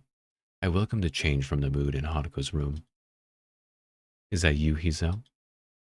Yeah, I got Hanako to her bed. She's sleeping now. That's good. I have to admit, I hadn't thought that she'd drink quite so much. Hey, it's fine. She's all safe and tucked in bed now, with the way she is. She awkwardly trails off, though. Lily and I would hardly protest. For someone so anxious and fearful, drinking would give an easy out from those constant feelings. I wish I could do more for her. I feel useless. Looking at Lily, I think back to what I asked myself in town. My relationship with her. Is that of a friend? Has only ever felt that way, but now I think I know why. Lily's been there for both Hanako and me since I first met her, but she's like that for everyone, trying to do her best to make them feel better.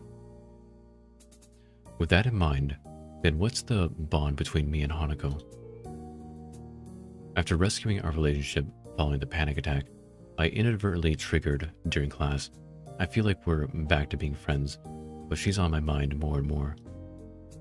I can't say I view any other girl in quite the same way, but maybe it's just a normal reaction to someone acting like this. Say Akira. She yawns before looking at me. It is getting pretty late. You know about what happened with Hanako, don't you? Yeah, Lily told me.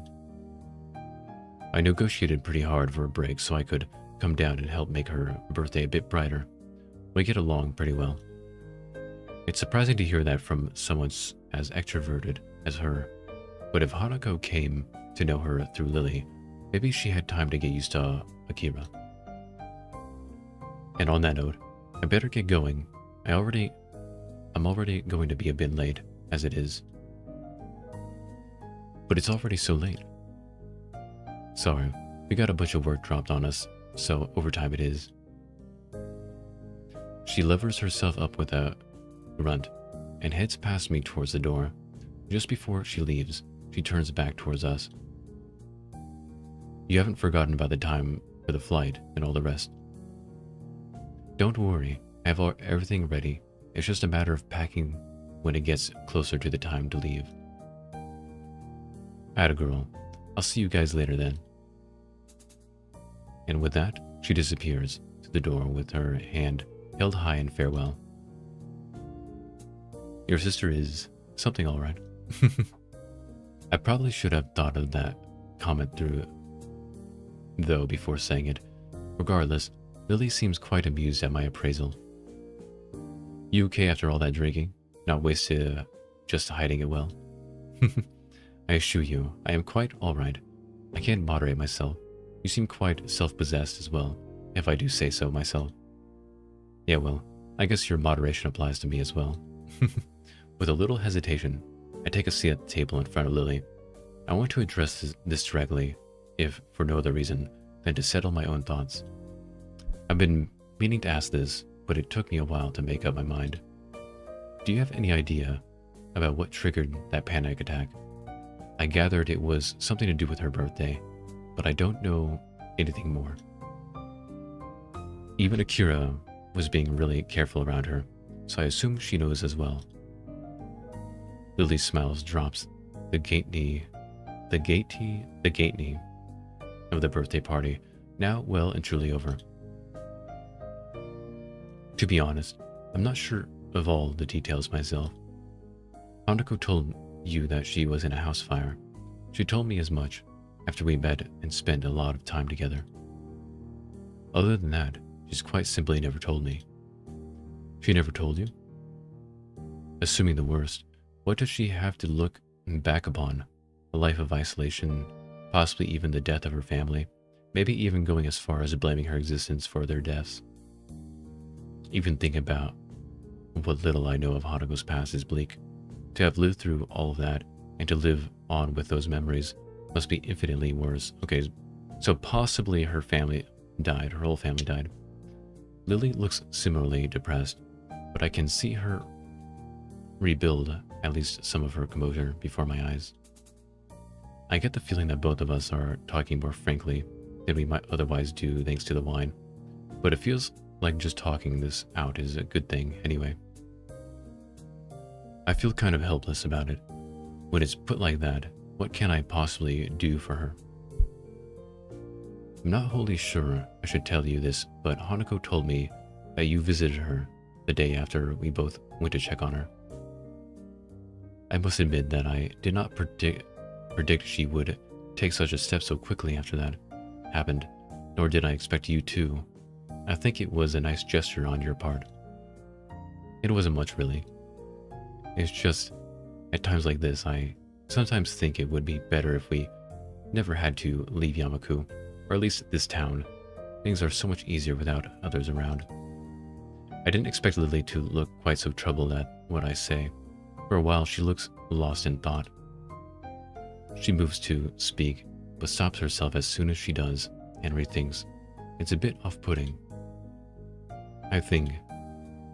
Tell me, do you have anything planned for Friday evening? Friday evening? No? Isn't your flight to Scotland the next day? I don't think it would be a good idea to tire yourself out before you even get there. I'll be alright. You needn't worry about me. I'd do this tomorrow evening, but I imagine Hanako will be feeling rather off for a while. The thought of how she's going to be tomorrow makes me grimace. Maybe we should count our blessings that she didn't end up simply throwing up from drinking so much while having such a low tolerance. Well, I'm going to be able to attend whatever you are planning. What is it? Nothing unusual, I assure you. Just a little excursion. And you'd better be off, Hisao. I can't imagine it's long at all until curfew is here. Oh damn, curfew. I completely forgot. I look at the clock next to Lily's bed, but it seems to be some oddity without written numerals, which I suppose makes sense given Lily's condition. Not wanting to risk a haughty security patrol giving me a scolding, I get up and decide to go to my dorm, as she says. Well then, I guess I'll see you and Hanako tomorrow, assuming the both of you manage to sit up and get up in the morning. Thank you for your concern, Hisao. Until then. With that, I make my way out of her door and into the hallway. I hope her idea will be a good one.